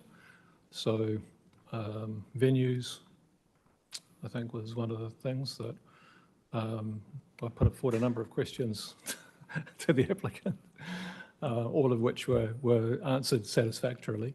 But the initial scoring that you have all received reflects that there were still a number of elements yet to be confirmed.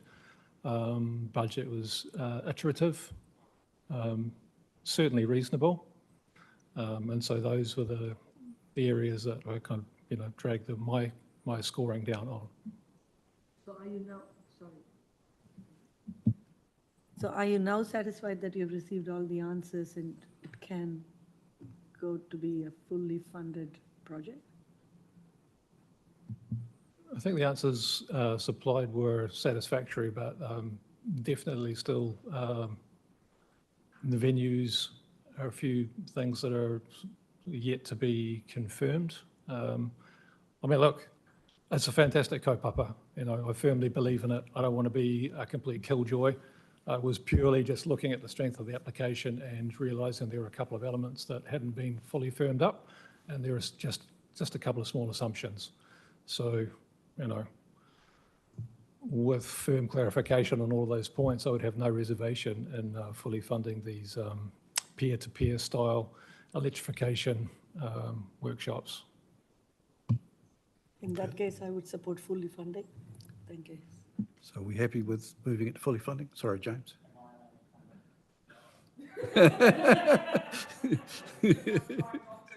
Nice try, James. Lisa. I really like this application in terms of the mahi that's proposed, but I did have reservations with the lack of quotes. It was my issues, and I applied that to other applicants also. Without that information, to me, that I need that. But I do acknowledge that they have reflected on the previous work that they've done as well. The real cost of the prior that they've had. So the question on the table is still, are we happy with the partial funding, or do we want to move to fully funded? For me, it is fully funding. Thank you. Any other comments?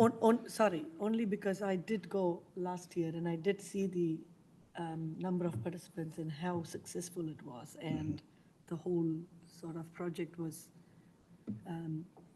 delivering to what we want to achieve in the hut. So I support that. Thank you.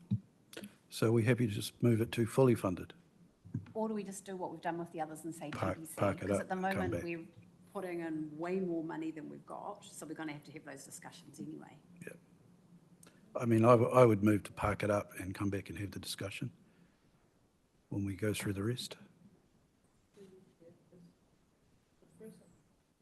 Through you, Chair, is Bruce allowed to comment here or not? Oh, thank you. It's very frustrating that the people with all the information can't say anything. So are we happy to park it up for now? Nothing further? Yep. Okay, so we'll park that one up and I'll hand the chair back to Councillor Parkin. Thank you, Richard. Yes, this is a challenge with dealing with conflicts of interest, but it is best practice, and it also keeps us safe. So, on to TechCollect New Zealand. They've been operating a permanent free community e-waste drop-off service at Noel Leeming, and the application seeks to support delivering that service to Te Awa Karangi residents. Questions?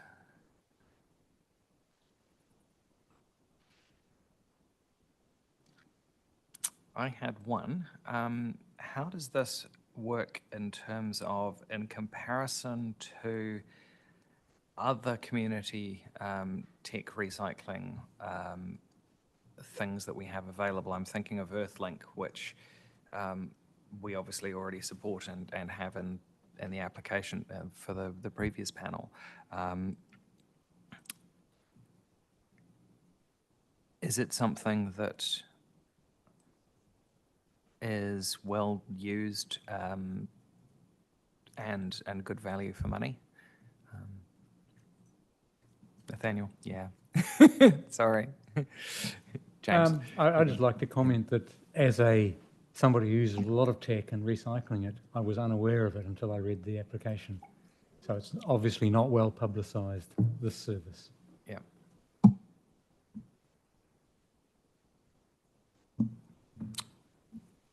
Bruce, you. Yes, I'd like to echo James' comment. I wasn't aware of it. I'm curious about the 10-minute drive catchment. Is that a circle around which, so they don't operate outside that circle? No, I don't think so. I think they were just trying to illustrate the point that they're very accessible for the community should they want to recycle their tech. It's a nationwide initiative. They provided quite a lot of good reporting and data on how much they do divert. I can't make any comparison to Earthlink or any of the other ones. I was impressed with the way that they deal with hazardous materials, everything, all this has been accounted for. I think the convenience factor is certainly something when considering recycling for the community. If it gets too hard, it just doesn't get done. But I'm sorry, Chris, I can't make any direct comparison there, sorry.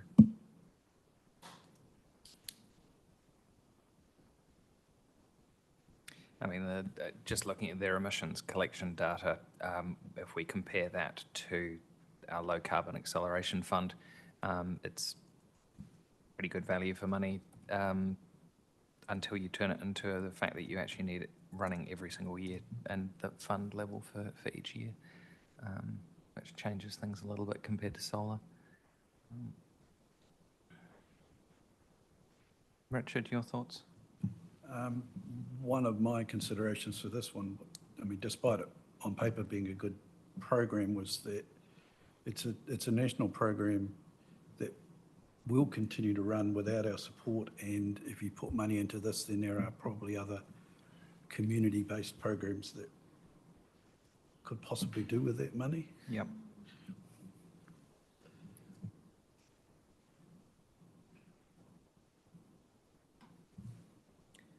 I'm not hearing a huge amount of support, so I'm going to propose that we say no to this one. Councillor Ravi? Well, I'm not saying no. I mean, I don't think it's a no, but maybe a lesser amount. Okay. Shall we compared to pencil what's been in asked. 5K? Half. Possibly. Depending on when we do the final Yep. sort of wash up, Yep, we we could can- look at. Yep. Yeah. So 5K question mark.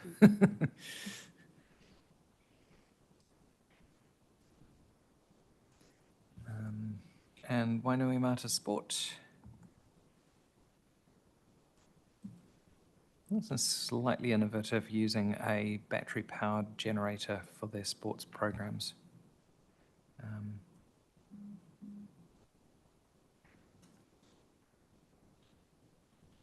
suppose my question with this one is, I thought it sounded great, so I couldn't see why we wouldn't fund them the full amount if they say it's not scalable. Bruce, microphone, please, sir. Bruce, your mic's still on. Sorry. Thanks.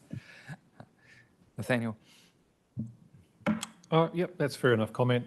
It's primarily, for me, it's just a purchase as opposed to a behaviour change or an action, a community action. So it got us, it got scored sort of based on, on that sort of scoring thinking. Additionally, it's probably a better candidate for low carbon acceleration fund. But again, an applicant that's come into community climate action funding, it fits in community climate action funding, probably just a little bit tidier in low carbon accelerator.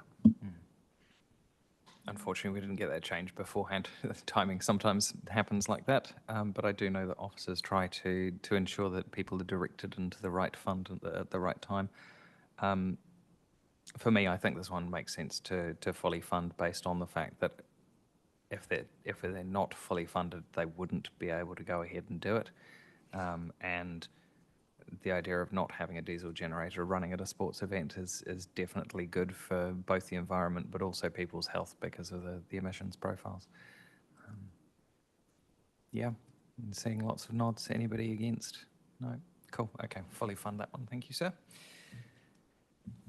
And now we're into the tier 3s and Coronui School.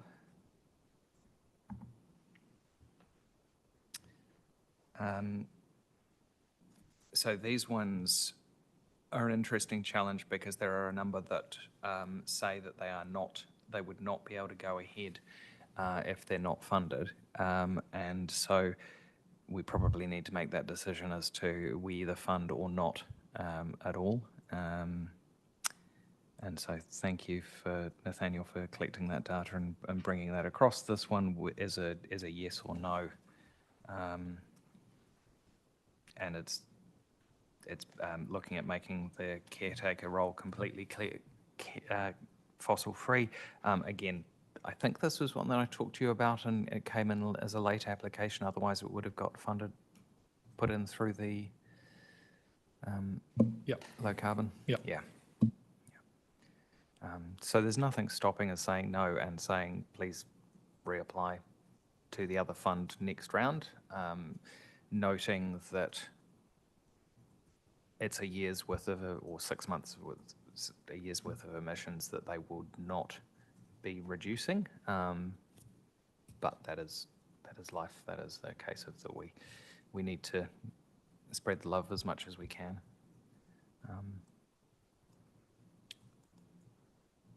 So am I seeing we don't fund? Yeah. Okay. Reluctantly, I know. Yep. And Coronui Kindergarten, Hutt City Kindergartens. This was the one that was alluded to earlier, with a fairly large budget. But they are able to go ahead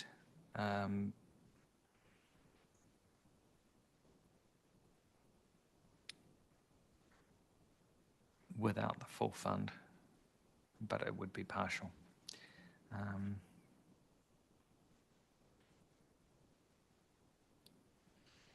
Thoughts, comments, Councillor Ravi? I was just wondering if we should look at this application, Muritai and Roblox Grow a Garden, in the same lens, because all three have got similar kind of purpose. Grow a garden with Tamariki, using children and teaching them how to. So I wonder if those three could be looked at together and supported in an equal sort of manner. Sorry, which was the Roblox one? The challenge with that would be that was stated that they wouldn't continue as partial funding, if I read that correctly. I think that's also because they are not a registered legal entity, so that's another thing. So maybe if they would be happy with a koha of some sort. I'm just not sure how a koha would work if we're not giving them a koha for a specific task. So if it's not scalable, the koha to Roblox Grow a Garden wouldn't work. Although, Nathaniel, maybe you can add to that, because when I read their application, it felt like it could be scalable by school. And if we did it in 10K increments, we could fund one of them. Absolutely. I just tried to stay true to what people had put on their applications. It said no. Yep. However, it certainly looks like something that, from interpreting the application, it looks like it is something that could be scalable. but haven't had that confirmed from the applicant. What I have had confirmed from the applicant is I had some questions around them having no fund holder at the time, not being a registerable charitable trust. They've since come back and confirmed that they do through a third party, the Gift Collective. Yep. Ah, good. Yep. It's going to be one of my recommendations too. But also just to note that that's an 8% clip of the ticket for Yep. their administration and financial and reporting support. I'm not saying that's a negative, I'm just saying that that's what it costs. Yeah. And obviously officers often align community groups to be able to go through their another registered charity for that application, which is good to see that we can do it. So sorry, I'm just going to bring us back to Koronui Kindergarten because that one is a partial fund. But before we do that, could we just have an indication as to how much we're working with in terms of how much of the budget we have assigned versus how much we've got left? Sorry, apologies. You've assigned, so 123,000 is your starting amount. You've currently assigned around 76,000. So you have about 50,000. So we've got about 50,000. Yeah. Those to be confirmed ones, are they included in the list at the 15? Okay. Those are included in the list at the amount we discussed for each respective item. But I think the conversation was to come back to them, some of them with a potential for providing more. So 50K additional potential. Okay. Thoughts on Koronui? I would recommend a 5K like what we have allocated for Muritai Yep. School, Good. I to can be fair to both schools. see the logic behind that. They're looking at doing a similar thing, but also officers, if you could put them in touch with Wesley and their procedures. Although actually no, sorry, they've already got their compost heap up and running, haven't they? I've lost track.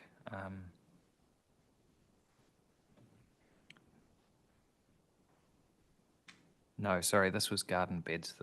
So it is a different project and a different type of project. But from an, I can still see your logic, Councillor Ravi. Lisa. Just wanted to query the thought process around the mud kitchen suggestion and the, is it small? That's not the small playhouse, is it? Koronui Kindergarten. And how because in my mind, mud kitchens are for play rather than processing or like not cooking or anything like that. But I suppose when it's little ones, they need to be quite small as well. Have they linked it to the mahi that they're doing or included it as a mud, because they've mentioned it as a mud kitchen? Yeah, that's right. I think, no, they've kind of put it all together as this is our vision, this is our project, and I think the idea of the mud kitchen and the growing table, and it's all sort of one outdoor workspace. That's my takeaway. I just query, is this part of sort of a beautification of the whole completed project, or is it an integral part of this mahi? Is my query. Well, I guess the integral part of their mahi is it's the outdoor learning space. So, you know, if that's what they're saying, that's part of their outdoor learning space, then I'd have to say it's part of the integral part of their, the education, sustainable education they're trying to do with the kids. And there's a certain degree of carbon capture with the planting that they're doing, and also education of children to be able to uplift that. So, I mean, like Councillor Ravi, I would be happy with a 5K amount. Any thoughts on that?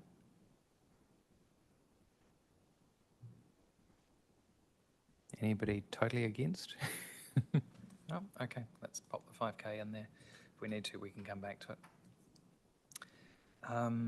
Roblox Grow a Garden. I think this is a really interesting idea. Obviously,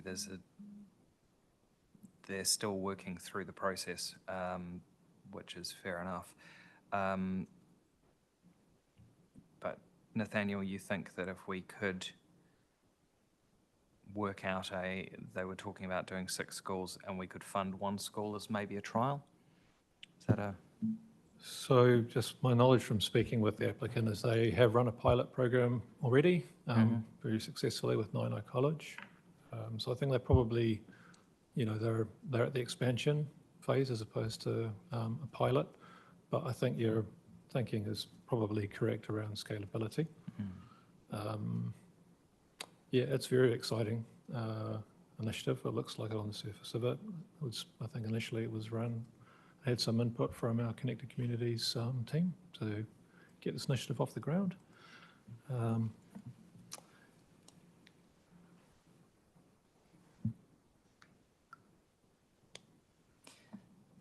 And obviously if the funding, if they choose, if we go to them with the funding and they choose to say, actually, we can't use that amount, we need all of it or not, then it would come back to us. So there's not a risk from that point of view. What are the panel's thoughts on amount? Sorry, could we have a running total on the, oh, possibly not with, because you've popped the TBCs in there.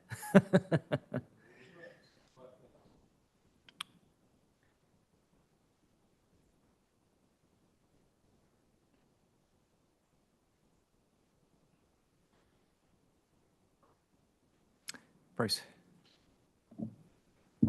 Yes, I was just curious if there'd been any independent verification of the success of the trial. Nathaniel, can you? Don't know. No. I mean, it's, it says it's been successfully trialled and everything, but it would be quite good, given the amount of money that's involved, it'd be quite nice to know that it's actually an independent verification has taken place. And of course, that'll be part of their Registry of Charities Commission because they'll have to report back on that, but obviously not the trial itself. Councillor Ravi.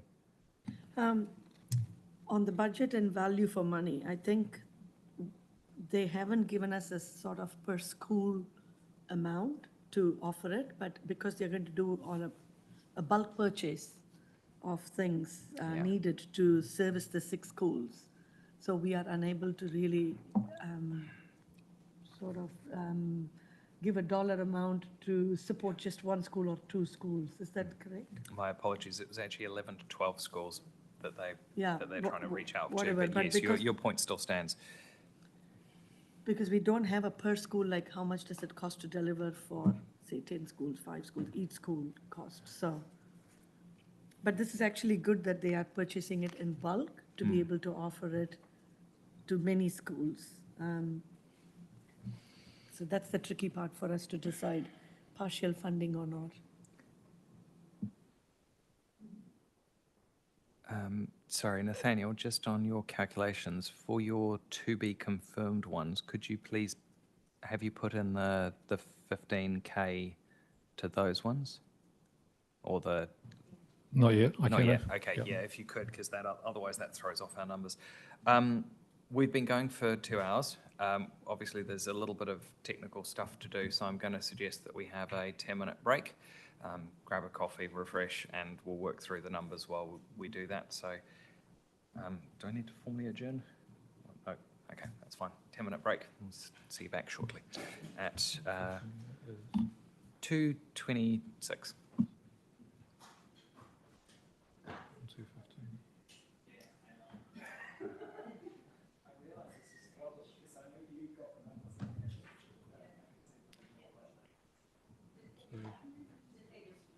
Yeah. How are you, Jay? That last one there.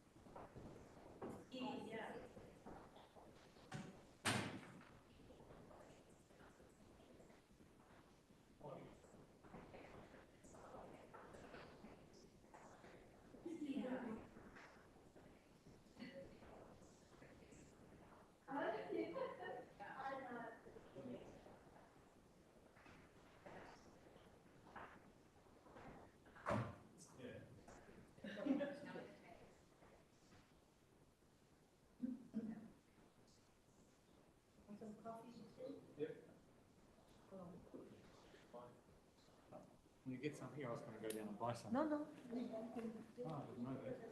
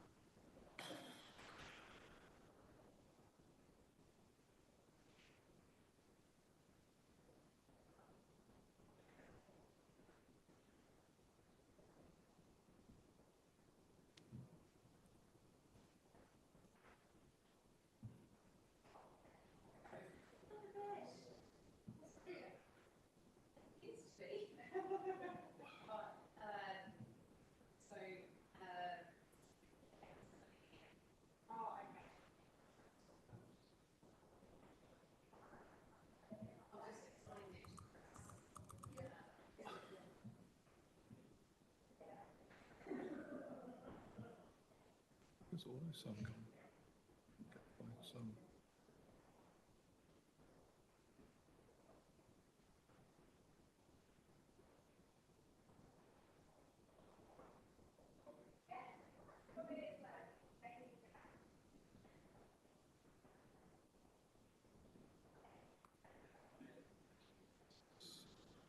Oh, shit.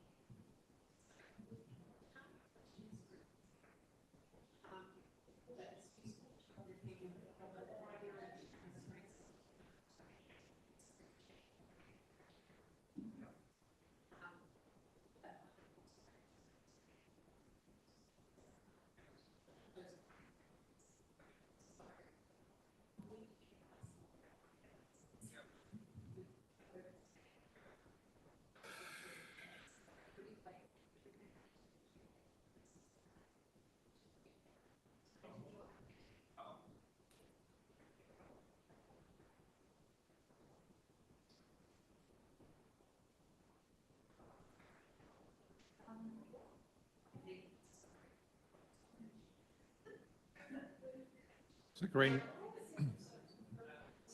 It's a green button.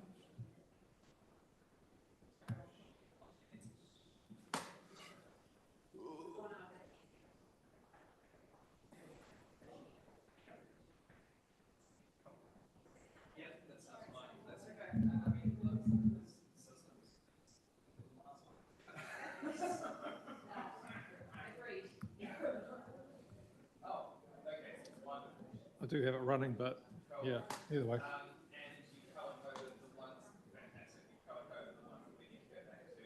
Yep.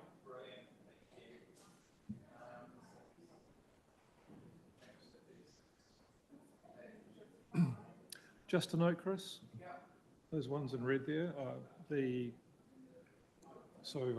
is more point of clarification. Are you who wanted to allocate 15,000? Mm-hmm. Yeah, so I can change it to 15,000. I just automatically allocated a 75% score Yeah. of 15,000, but I'll You can wipe switch it that and to switch it over. 15,000. Just double checking.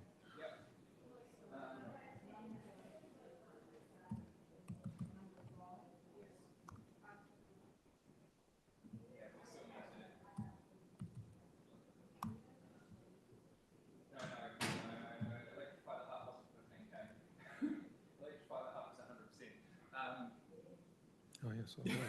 I'm sure that they will be absolutely thrilled if we can answer really questions.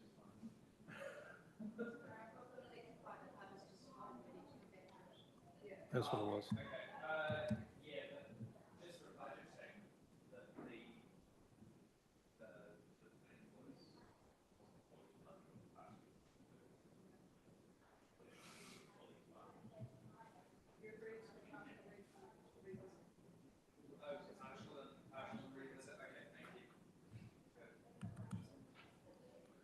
Partial and revisit, so 2625.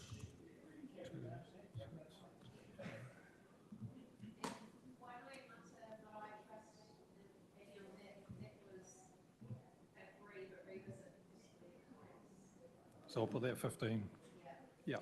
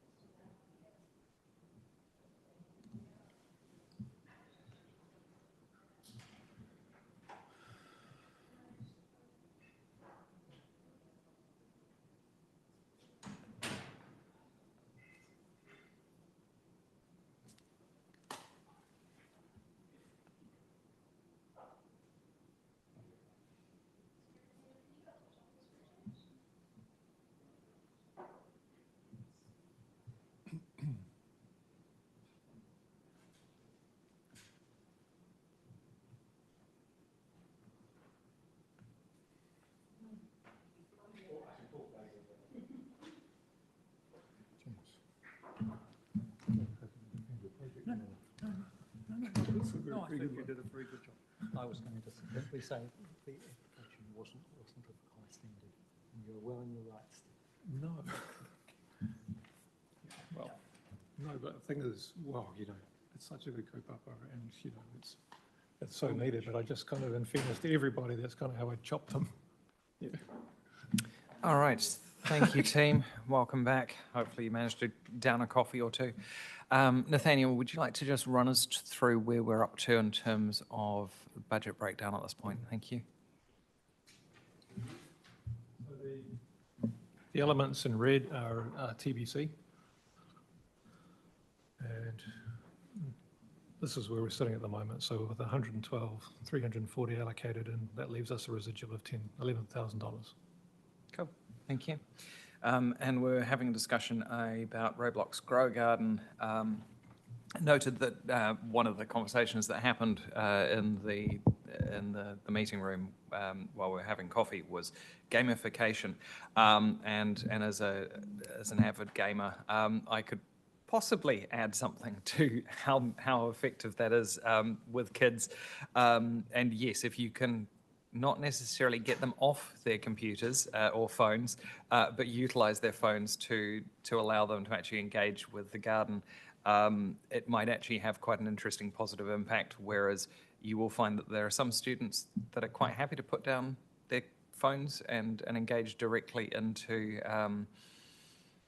the mahi and into the mud. Others might benefit from that encouragement of gaining points or experience or levels, and that gamification could help build up the long-term engagement, and then maybe the phone gets put away later, but that's certainly an interesting concept. So we were discussing whether or not we were going to do a partial contribution to this. We'd noted that officers can obviously go away and ensure that actually we can get some deliverables out of it. But we also had noted that it was very hard to break down their proposal into funding specific things. So do panel members have a thought on what we would like to see them fund if we were to partially fund something? Councillor Ravi? Sorry, I was just wondering if our officers could go back to them and possibly find out if we can get a per school sort of cost from the pilot that they had done and see if that was possible. Yeah, I think we have to make the decision without that information, but we can make the decision that we fund, say, 2 schools at $5,000 each, $10,000 total, and then officers would need to go back and clarify that works. Absolutely, that was what I was proposing. That was what you're Thank thinking? you. Yeah. Megan? Sorry, looking at all the ones that we're looking through now, I quite like the Connects project because this is about rangatahi, and we haven't funded anything with rangatahi. So is there a need to kind of also go in the funding that we've got less? Because if we agree that we're going to give Roblox, I'm not sure how to pronounce it, money, then that kind of may mean that some of the others don't get any funding at all. And from me personally, I'd be really keen for a rangatahi project in this space. I know that doesn't really help. Nope, that does help because also we can always go back and say, actually, we need to cut the funding from somewhere, including the ones that we've already gone back, that we've started with and that we've decided that we fully funded, but offered and gone over that.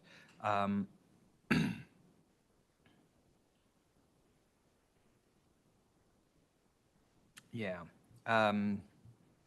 I'm going to suggest that we keep working through them and then we come back to that, because if we start bouncing, we could be having a bit of a challenge there. But given that in mind, my thought would be we put forward 5K to them with that caveat, and then we still come back and have a look at it later. What do people think about that? It's less than I was hoping. I was hoping we'd be able to give them 10, but such is life. Yeah, okay. 5K and red. St Claudine's School, given that that one is not scalable, I think that one just comes off the list unless somebody has counter thoughts to that.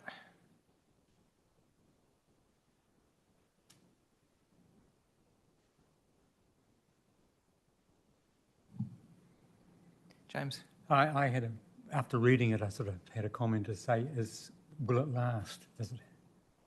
Will it last the passage of time, the initiative? Why do you say that? Do you want to elaborate?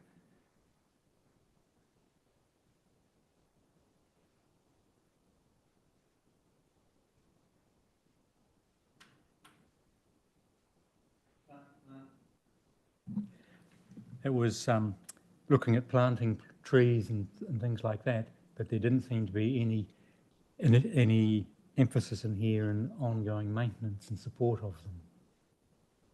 There's just going to be a planting and then they'll be neglected.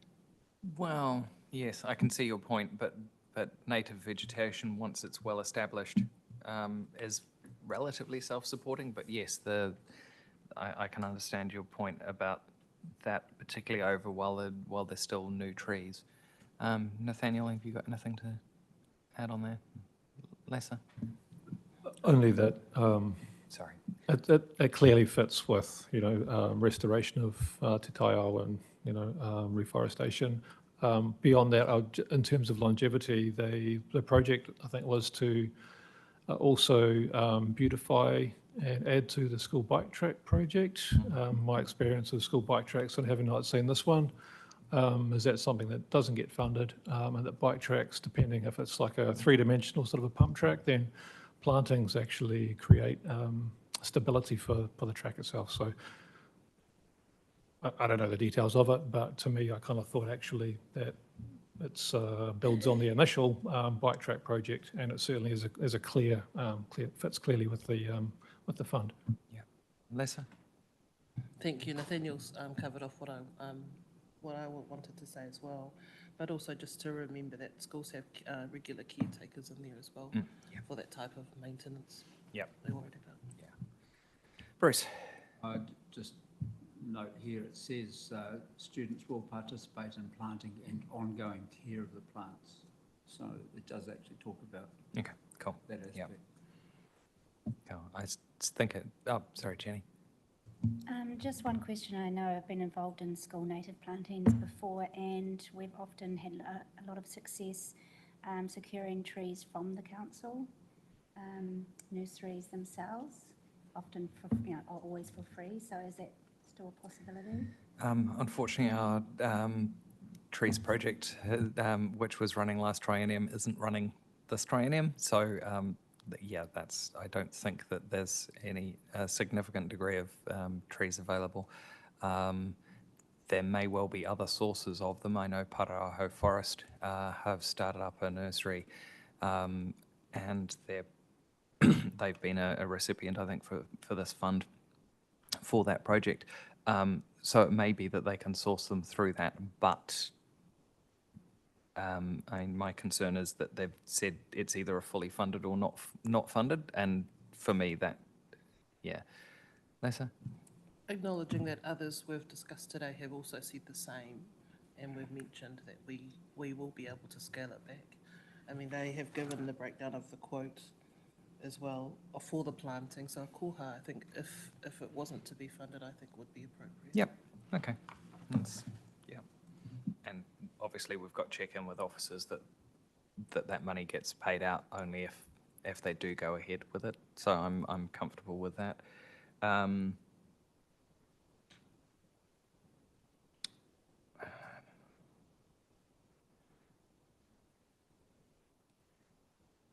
Shall we put in an amount for the koha? Otherwise we makes our calculations harder later. Shall we say 1,000? Yep. Okay. Wainuiomata Intermediate School, which is removal of waste from their environment, including some tyres. Am I looking at the right thing? No, I'm not. Not at all. That's Wainuiomata Community Gardens project. That's, sorry. Development of resilient outdoor learning and flood mitigation scheme. Nathaniel, have you got anything to add to this in terms of conversations that you've had with them? And I'm particularly thinking about this is a drainage issue, and isn't that something that it should be MOE funded? Or? Did put that question to them and got the response back that they currently cannot access funding for that. But I sort of sit with you in that camp as well. If they had $80,000 worth of damage from the last one. The other questions that I put to the school were around consenting and the advice that they've received back from their contractor, so not from TRC or from, not from Greater Wellington Regional Council, Hutt City Council, is that it doesn't. The school have confirmed that the swale is designed to retain the water within the school property. Mm-hmm.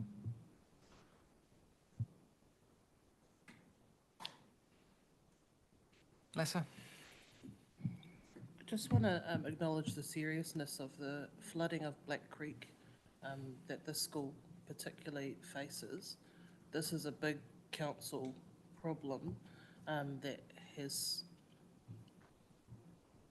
had no progression in any recent years in terms of flood mitigation. I think they did quite well in highlighting that, and although I acknowledge that yes, there should be some flooding in terms of the grounds, this could essentially be two birds, one stone situation to help the school with the flooding, but also help an issue that council needs to and will be, I'm sure, in the future tackling as well. Yeah, so this is one of the, so Black Creek and Black Creek's flooding is one of the things that's come up through council in terms of our developer contribution and work that, because whenever you have intensification, you obviously have an increase in runoff, and dealing with that, I'm wondering whether or not officers can work with the school and the Black Creek project to also kill two birds with one stone. Adrian, do you have any thoughts on that one? Certainly we can pick that up with other parts of council and the community as part of the emergency planning work. Yeah, that's quite a significant cost that we're not going to be able to fund for this out of this budget, but I think we might be able to get somewhere with working with the school and dealing with that. James, you? No? Okay.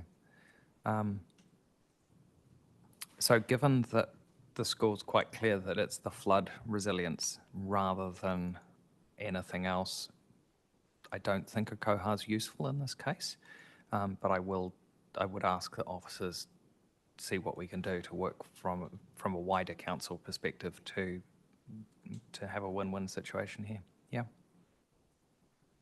Happy, Megan? And so what does that actually mean?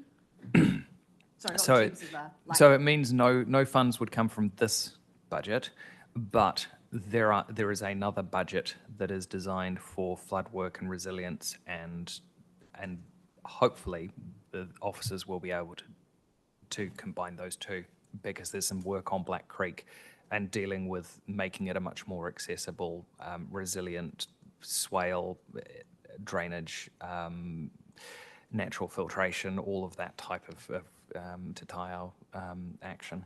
Yeah. Cool. Okay, so we'll say no for that one, but with the caveat that, yep. Te Puni School. Sorry, Lisa. Just before you move forward, Yep. I'd just like it on the record that I would like to support that one. You would like to support it? On the record. Yep, okay. Noted.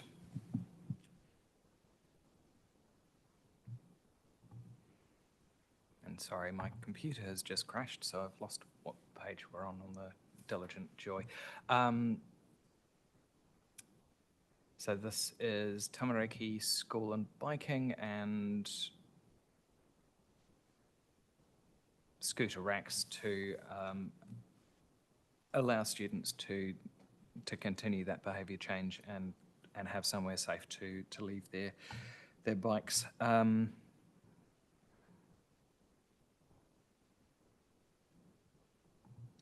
So I had down on this as a cohar as well, proportional to the amount that they'd asked for, so sitting around the $500 mark. How does that sit with other people? More, less? Prabha? Just reading the officer's comments on the weaknesses it's quite clear that we need more information on this project. So I would recommend a bit lower amount of COHA, maybe 300 or something like that, to support. But I would be very interested in knowing what are the answers that the officer has raised with them. What information would you need to The support carbon it? reduction impact is not quantified, and also not clear how many additional students are likely to bike or scooter regularly, those kind of information that is not available at the moment. Right. Nathaniel, did you have any additional information post-application? I did put a couple of questions. So, I mean, these are really what I would be asking for a school to demonstrate to me is there's some clear thinking, that they've got a plan, a school travel plan, a transportation travel plan. And I don't know whether the school does or doesn't. I didn't go into enough depth to get that information back. End of journey storage, secure storage at a school. If it's not there, parents are less likely for the kids to bike. That's a very small amount. Really, if I was sitting in the school hot seat, I would be wanting sheltered, protected, safe. Let's encourage kids into our school. But this might be a toe in the water. The school did come back and provide detail on the type of racking. So I got some solid information back on that they have done a little bit of thinking and they've got that. But those questions that I put out as weaknesses, it would be stronger if they had a clear direction of travel. Yeah. Excuse the pun. I would note that we, as a city, need to shift 25% of our vehicle trips to active transport.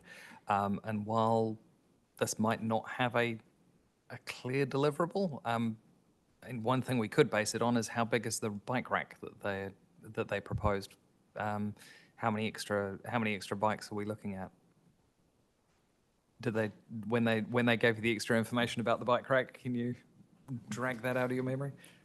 If I may 12. comment, the Okay. picture shown shows 10 slots. Yep. Thank you. It says 12, shows 12, yep. I mean, even at half capacity, which is, it's an extra 6 per day, and that does add up. But as I've already said, it's also about that behaviour change. But I do see your challenges, Councillor Ravi.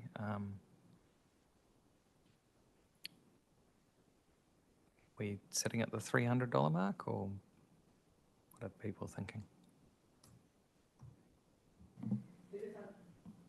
Sorry, because I'm of the same view as Megan with regards to the Rangatahi project. Mm-hmm. So I would really like to look at how do we support that, and Yep. therefore Okay. we need to look at how do we do that. James? The request was for 2 bike racks, which is 710 plus freight each. I mean, you could always just go to one of them. That would make a lot of sense, wouldn't it? Sorry, can you remember how much the delivery was? Deliveries listed here is 157 freight plus GST. Right. So It's about 900, which is significantly more than you were thinking, Councillor Rafi. But I mean, the school can contribute towards it. So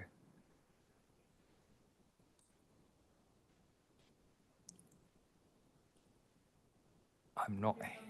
Yeah, we can come back to it, but it would be useful to put something in. So shall I suggest a compromise and put 400 in and come back to it? Yeah, okay. St Albans Anglican Parish of Eastbourne.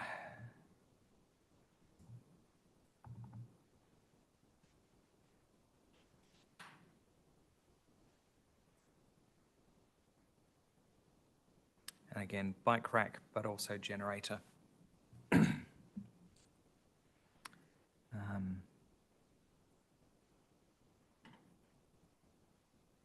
So I'm definitely not keen to support the generator. If they want to do that, I strongly suggest that they put in solar panels and battery and have something of a lot more resilient and come back to us within our other low carbon emission fund.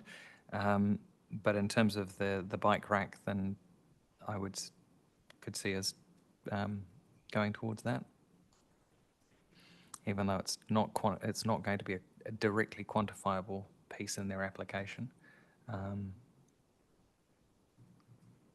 Any thoughts?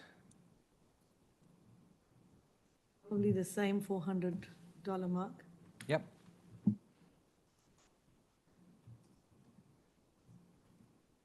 And $400?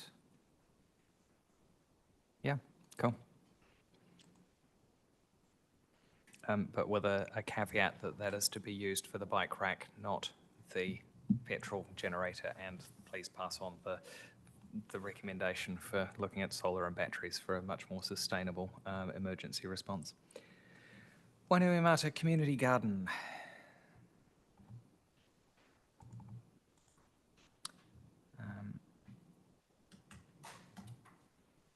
This is a tyre removal project, and we had a couple of interesting queries about this. My understanding is that if they chose to divide them up over a longer period of time, they could actually get rid of them for free, but it would take 60 trips because the tyre scheme allows you to deliver 5 tyres per family per visit at no additional charge. Any thoughts on?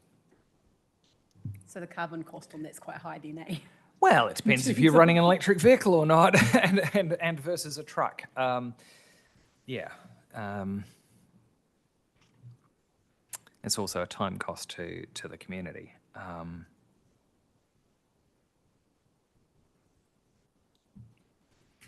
suppose my gut was like for $600, it seems like a really good thing to do because there's nothing like having tyres which look really ugly in a place like a community garden. Yeah. So I would just go yes for this one. Lisa? My husband works, he's a mechanic and he works at Tony's Tyre Service. He mentioned that this quote is really, really good in terms of a costing price Yep. to dispose of them. We calculated it might be approximately $3,000 to some people. Right. Not through his work in particular, just in general, so Yep. It appears fair and reasonable. Okay. Yeah. So fully fund at 600? Yes, no? Yeah, okay, 600, cool. And the last one on the recommended list was the Connex New Zealand Limited. Now, I know a number of members who'd wanted to talk to this, so I'll leave this one up to you. Who'd like to go first? Go on, Megan. No, I suppose I kind of feel I've already said my bit. I just think it's really important if we're looking across the different age groups and everything to have something that's rangatahi focused. Mm-hmm. I liked this one because it's actually not a one-off event. It's kind of 6 weeks, and so it's doing some of the things we've talked about before about actually having workshops and integrating. So it's not just a one-off thing. But yeah, what that looks like in terms of if they need the full money, yeah.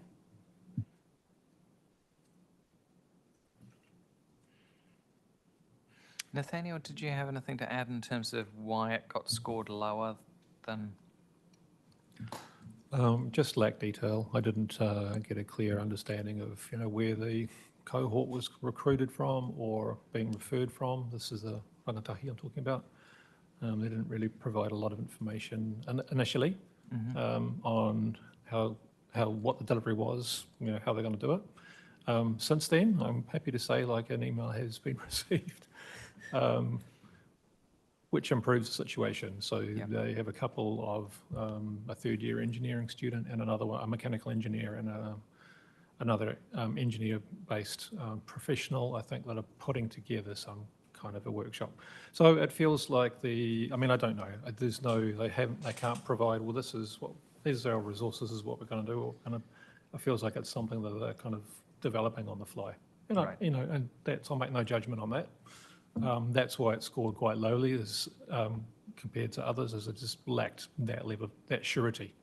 That said, Connects NZ have been funded for other initiatives through various other funds, and generally thought very well of in the community. So, it was a lack of detail that was the tricky bit. And in terms of funding, hourly rate type situation, that's within the ballpark of where we'd expect it to be?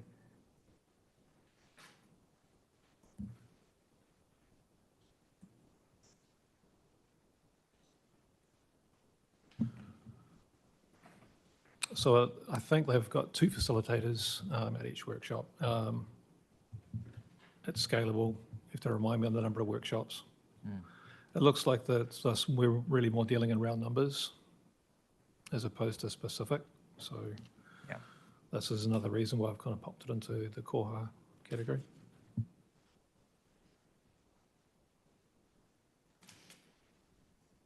Okay. Councillor Ravi? Given that they would still go ahead with the workshop, they have mentioned that even if they don't get this funding, they would still go ahead. I would be very supportive of some contribution, if not the whole amount. Depending on how we get on with the distribution, I would be happy to support the initiative. Thank you.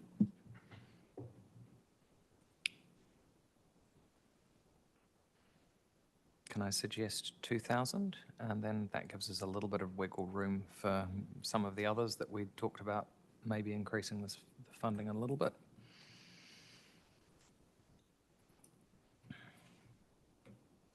Okay, so that leaves us with just under $1,500 extra to go.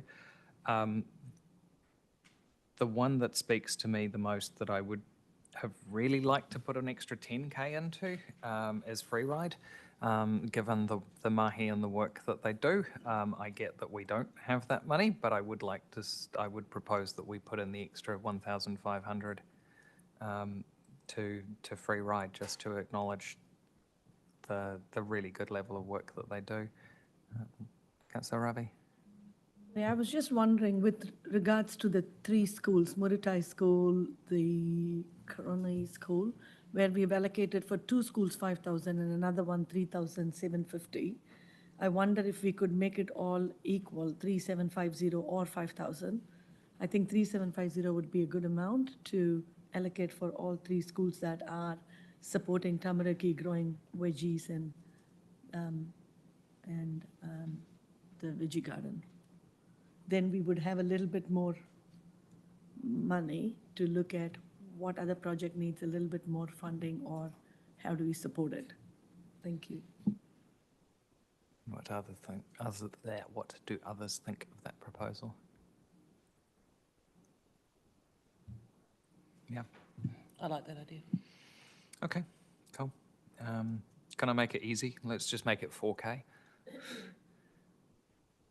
Because all of the schools had asked for more than that, and I can't remember the reason we ended up going 3,750. I think the 3,750 was the officer's recommendation to Muritai School for their 5,000, and I think that's a reasonable amount to spread across the 3 schools. Okay. Thank you. I suppose it's a cut and paste. Yep. We're happy with that. Just one clarification, if I may, please, Tato. There's also kindergarten up there. as well. you. Are you including the kindy in your kōrero?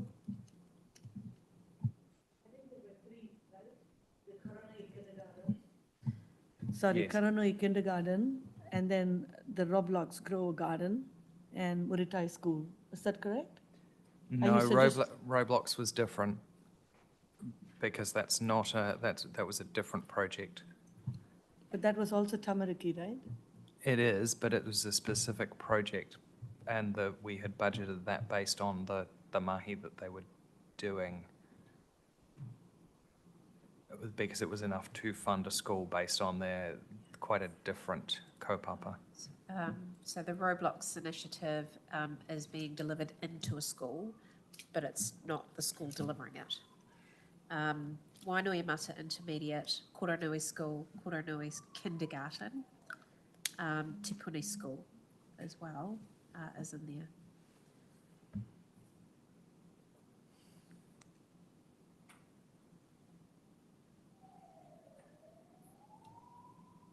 And Muritai School, sorry, that was the last one.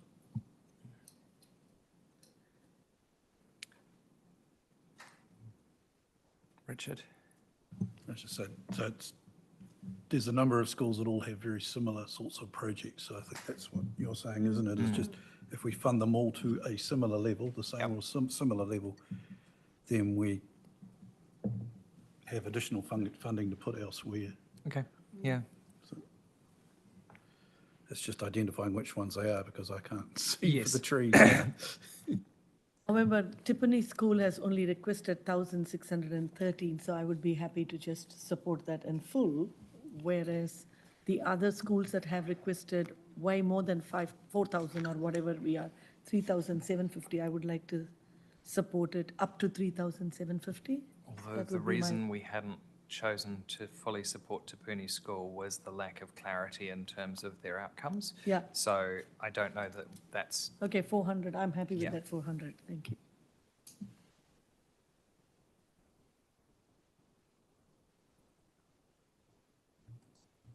right. So, yeah, Coronui Kindergarten, number 16, needs changing to 3,750.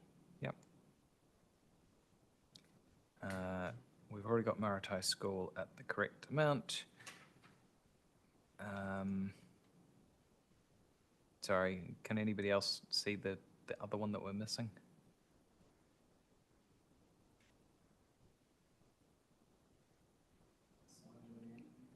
Wainui Intermediate, number 7. That is a very different project, yes. So I suggest we leave that. Unless, Councillor Ravi, are you happy with leaving that one? Yep, okay, cool. Okay, so how much does that leave us left with? 2,740. Bruce? I'd just like to query the Roblox one. Why have we got money there when it says it's not scalable?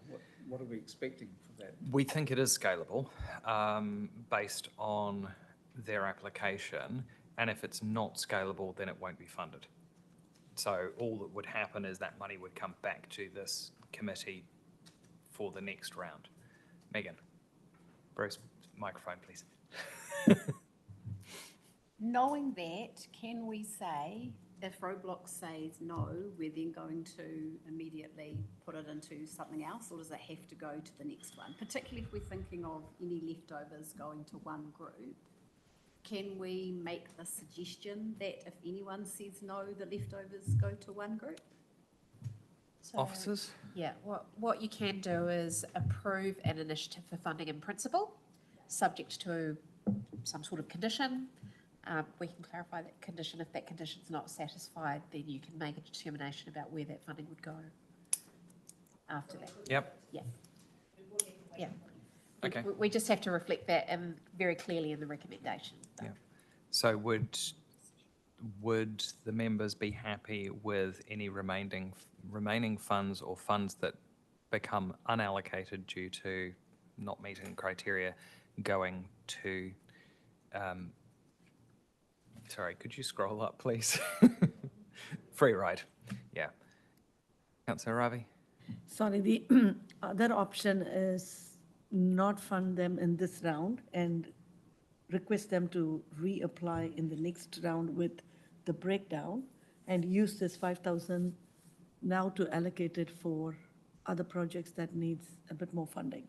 So that's just another option that I'm suggesting to what Megan has suggested. There isn't anything stopping them applying next round, though, is there? No. So they're not in, it's not like the creative communities where they can only apply for one of 2 rounds. They can apply next time. So And that's why I wondered, should we just allocate the $5,000 that we have put aside for Roblox to other projects that we want to fund and get them to reapply? no, I would like to see Roblox be encouraged from this panel, even though it's in a significantly lesser amount than what they're asking for, and then they can always reapply next time. Okay. Anybody else? Other thoughts? Nathaniel? Sorry to butt in on your conversation. I'm just aware through the conversations I have had with this applicant that a lot of this is the upfront startup, to get this rolling. So a lesser and smaller amount. I can't speak for the applicant, but I feel it's probably might be problematic. Okay. Additionally, there may be recourse through Modi Order Fund for this type of initiative. So.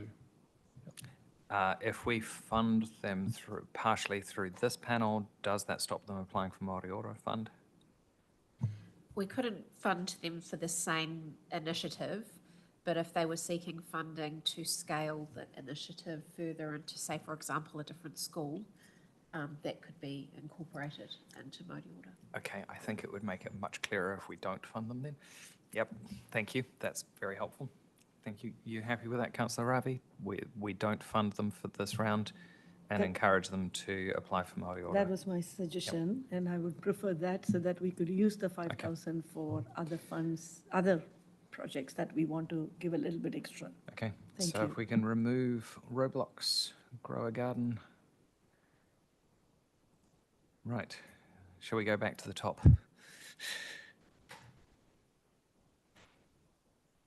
Noting that we've got 7,700 extra that we haven't assigned yet. Thoughts from the panel at this point? Congratulations, well done, we're most of the way there. Breathe. Lisa. I think it's a good opportunity to then top up the smaller amounts that we have, especially the yellow section, that we haven't fully funded. Ulale, for example, Wainui Sports. We did fund that one. Is that fully funded? Yep, that's fully funded because we decided that, apologies. yep, that's okay. Apologies. Oh, good. That's part of the double checking. That's fine. So noting my conflict of interest, the Electrify the Hut is one of the ones that you haven't fully funded out of that section. Councillor Ravi. I support that being fully funded. I'm handing this to Richard. There you go. The irony is I would support fully funding that one as well. So that's on the table. Are we prepared to fully fund Electrify the Hut? I don't want to say no, because there are obviously a lot of people in this room who did. I would prefer, no, because you know anyway, but my thing, if we had an extra $400, I would prefer to spend it on Te Puni School, on the bike sheds, on the bike things. Yep. Because, and part of it is, who actually turns up to these kind of events? And if it's a whole lot of people like us, I'm not interested. It needs to be, it's how are we getting it to a whole lot of different types of people. And that's because I really don't know who turns up to the Electrify the Hut ones. Maybe it is getting a diverse group. But personally, if I had an extra little bit of money, I'd put it into other projects. I can speak to, because I attended it last year in Lord, I can speak to it. There was quite a good interest in the event itself, and there was quite a good diverse background of people who attended it, and a lot of people took away quite a bit of information and were considering actively moving to solar panels or all sorts of things for their residences and other things as well. So I did see value in it, and I was just hanging around there for quite a, couple of hours. And it seemed that there was a lot of interest. I don't know what was the outcome of those people who took the brochures, but definitely there was interest. That's why I suggested we fund them fully, because it's a culture change that needs to happen, and more of these events are the ones that are going to be bringing that change. So that's my rationale. Thank you. If I may, I'd just highlight that you do have enough funding to be able to fund both fully. So are we happy with that then? Yes, I'm happy to pay. I'm not paid. Yes, I'm happy now that I've heard a bit more context about there actually being good diversity. But yes, and we don't necessarily have to spend the money on the Te Puni. That was just my kind of, yeah. Okay, so the funding is available and we can fully fund Electrify the Hut. So we're all happy with that. Right. Back to you, Mr. Chair. Kia ora, thank you.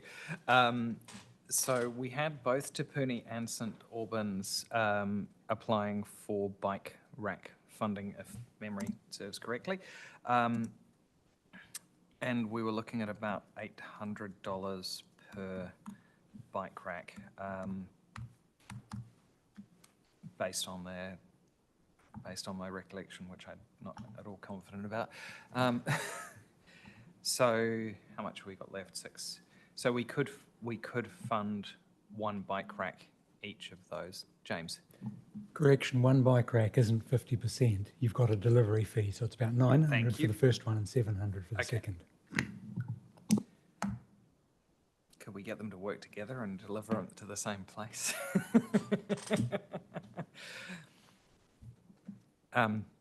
Yeah, so $900 each. We would be happy with that, so that we fully fund one bike rack for both Te Puni School and St Albans.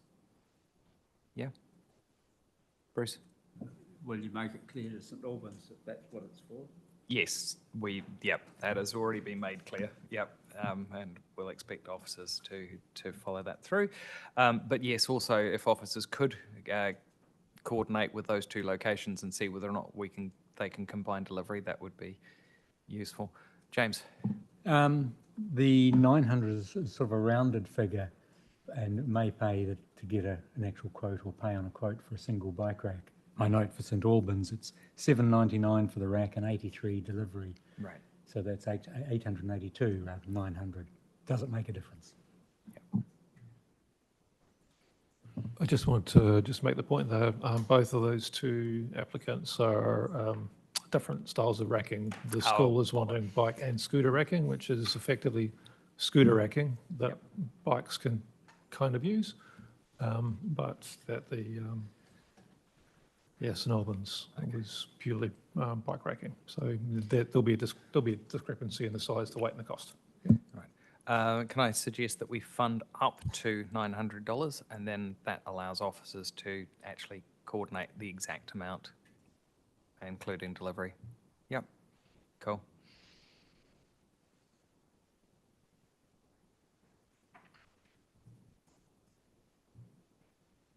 And St Albans as well. Yep. And it's up to, probably add a note in the column you've got Koha, just to say up to. Okay, almost there. Were there any others that we needed to rediscuss?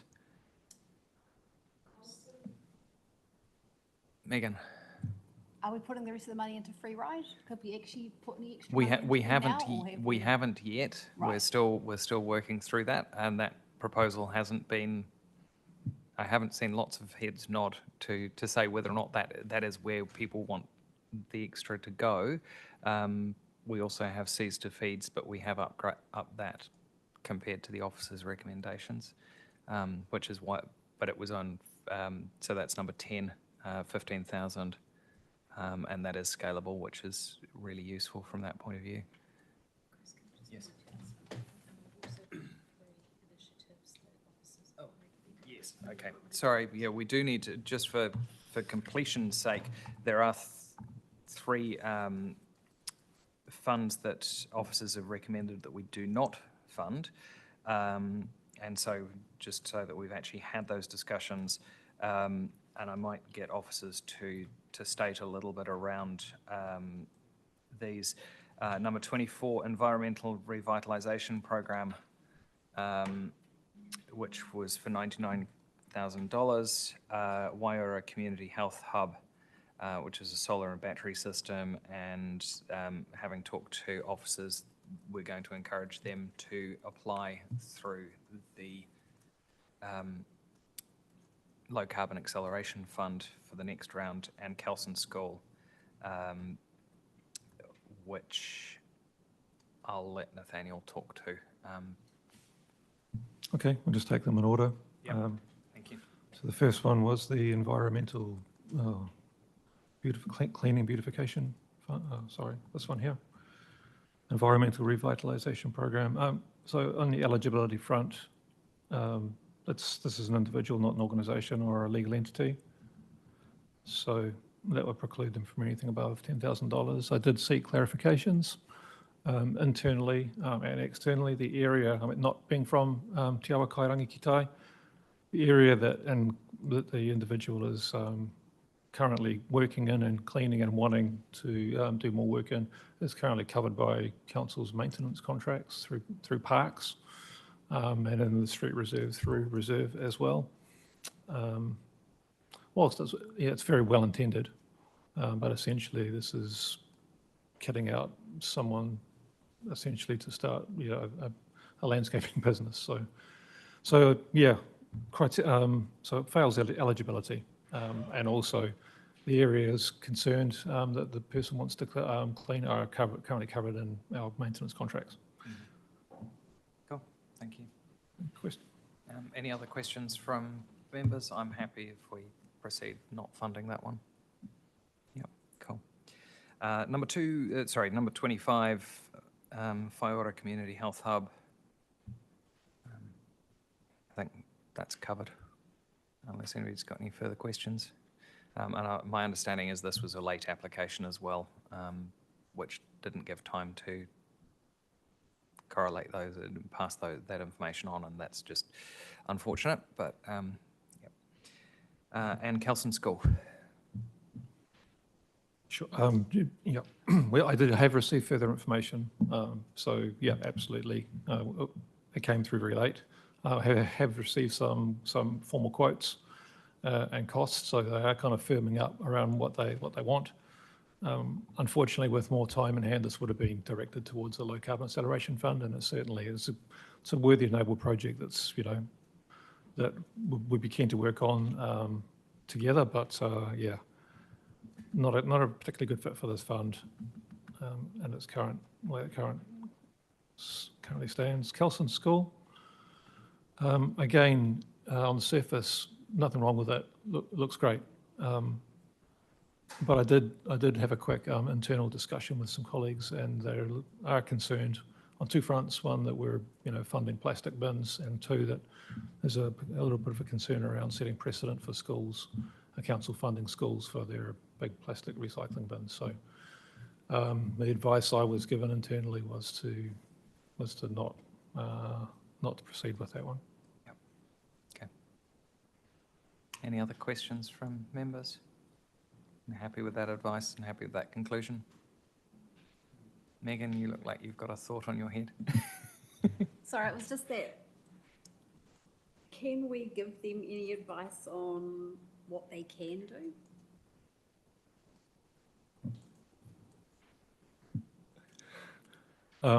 Like I said, absolutely nothing wrong with what they're trying to do. It all stacks up and makes good sense. They know what to do. But in terms of funding the plastic bins, it's just something that council won't do. Okay, cool. So happy with those three to be confirmed as not funded. And I look forward to seeing Whaoranga Community Health Hub's solar project come through in a future meeting. Okay, so that leaves us we're heading back to the beginning again. Unless members have a significant change, I would recommend that we put the excess or unallocated extra funds towards free ride. But does anybody have any objection to that or contrary views? So just Lisa? clarify, is that the 5,800? That's 5,800, yeah. So it would bring them up to just short of 20. And I'll just acknowledge it, if we could scroll up to the top again, please. Wainuiomata Marae Charitable Trust is also a significant applicant there with proven results in their applications in the past. If it was to be distributed, I would recommend a portion of that also go to them.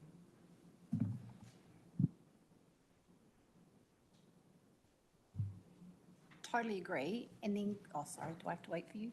Nope, go for it. Sorry.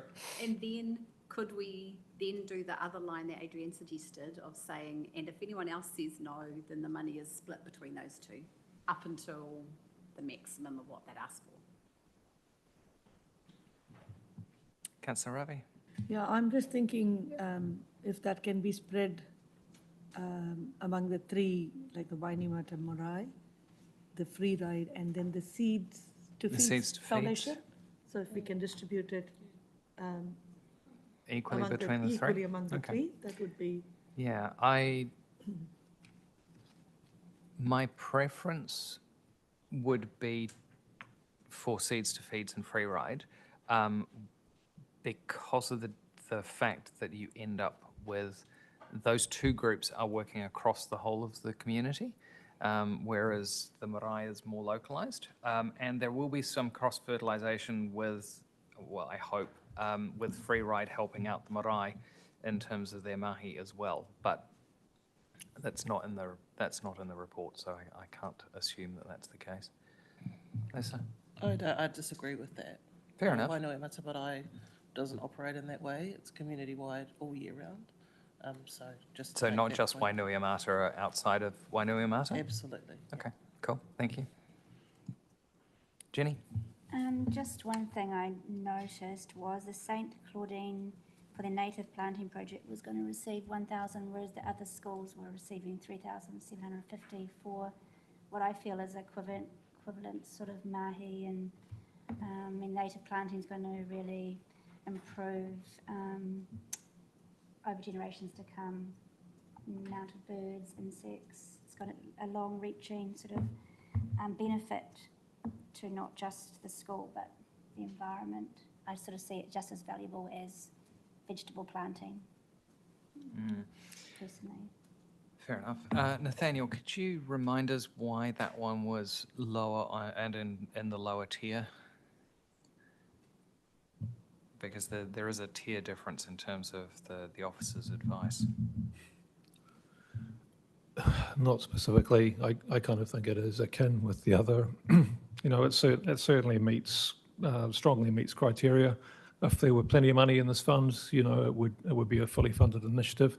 It's almost nitpicking, looking for, what's the carbon benefit here, when really, their primary contribution to a more sustainable climate is through their restoration projects. So, yeah. I think I would probably tend to agree on reflection with Jenny's comments.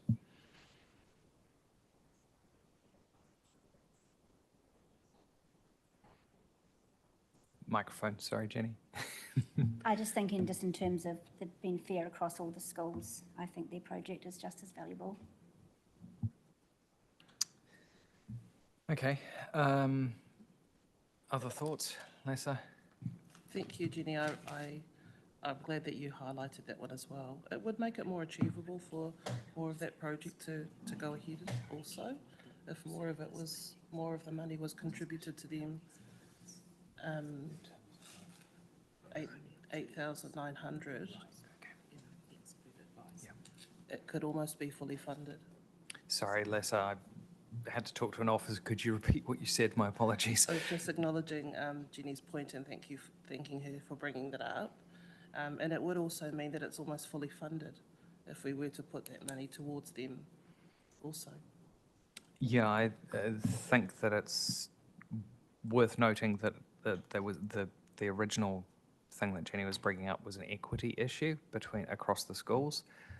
So bringing it up to fully funding would not be addressing the equity issue. But if we funded it at the same level that we've funded the Maratai school, so 3,750, then that would be, yeah. Okay, so if we could change number 18 to 3,750.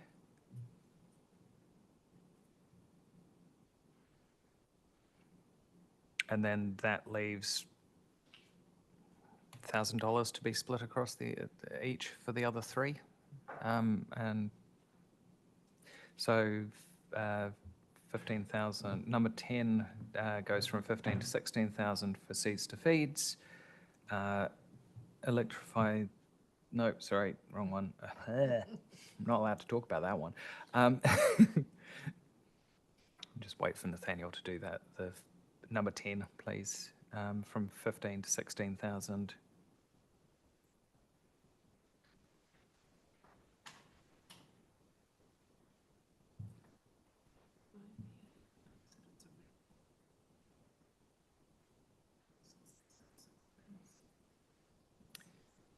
And then if you could scroll up, please. Then we've also got Free Ride and Wainuiomata Charitable Trust, which needs to be increased to 16K each.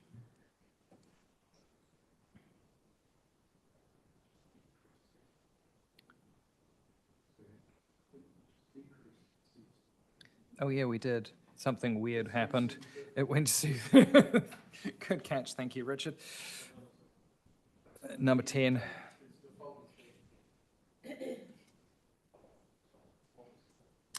$16. I think you hit Control V, pasted a new thing in there. Yep.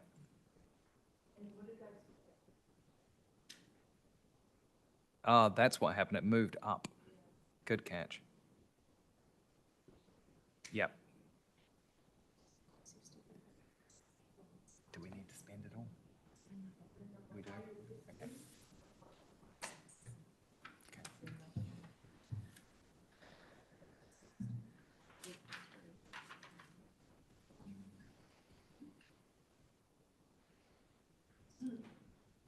Okay. Okay. And we have apparently $116 left, and we need to spend it all. So $115.64. Are we happy just to put that on Free Ride rather than splitting it equally? Yeah, cool, thank you.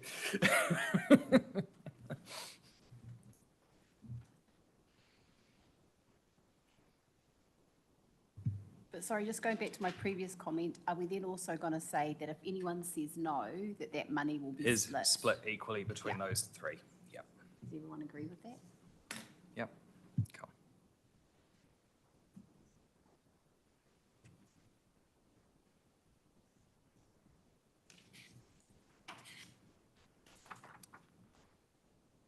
Okay. I'm going to call another 2-minute recess just so you can stretch your legs and grab coffee, etc., while officers bring those into a formal motion, and then we'll reconvene and pass that motion. It just takes a few minutes to bring that in, and might as well let you stretch your legs.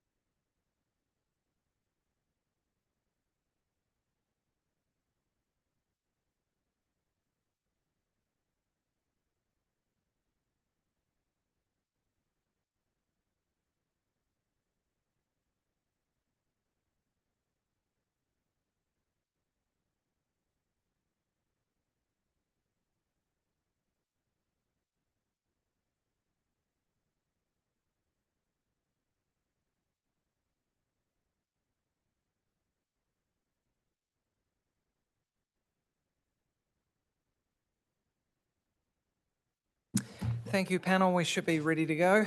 I'm just about to bring up the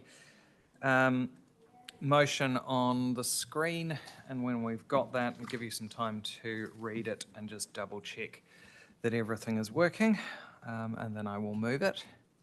But I'll just, before we move it, we'll just make sure that things look right. And thank you to officers for all the mahi getting this lot transcribed.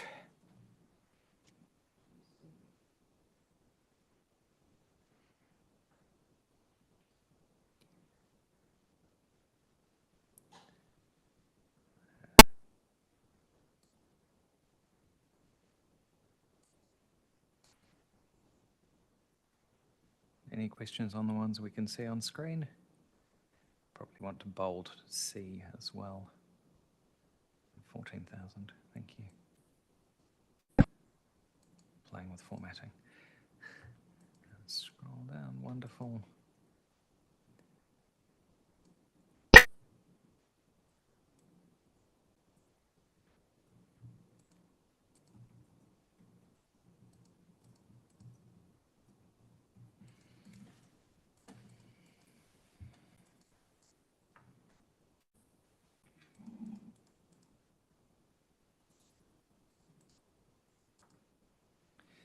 Do we also want to note that if any of, that if any of the funds are not used and are returned, that they are to be split between Wainuiomata Marae Charitable Trust, Free Ride Charitable Trust, and Seas to Feeds Foundation. Councillor Ravi. Are we passing a motion that it would be distributed amongst the three? That's what I've just asked for officers to record as the next point. Does it need to be part of the motion, or can that just be noted? It can just be noted. Okay, that's noted. That's noted as an action. Yeah, I was just thinking, can it go to the next round? And they can come up with, It could also go to the next round. Yes. that's just another What do the option. panel members think? Would you prefer that it gets delegated to those, that it gets put towards those three, or bring back to the next round? James? The discussion was that it was going to be distributed evenly amongst those three. Yep. That was my understanding of the discussion. Are you okay with that, Councillor Ravi? Yep. Okay. All right. Wonderful. So that motion being moved 1 through to 3, and 3 being A through to, how many did we get to? A lot. Thank you, team. That's a lot of work there. Do I have a seconder? Thank you, Richard. All those in favour, please say aye. All those against? Wonderful. Thank you. I declare that motion carried. And our closing karakia. Unahia, uturui, tupanui, kia wātia, kia mama, tanako, te tinana, te wara e taka takatu. Katoia e hironga, ia kia hironga, kia wātia, aira, ko wātia, ho, marie. And I declare the meeting closed at 3:35. Thank you.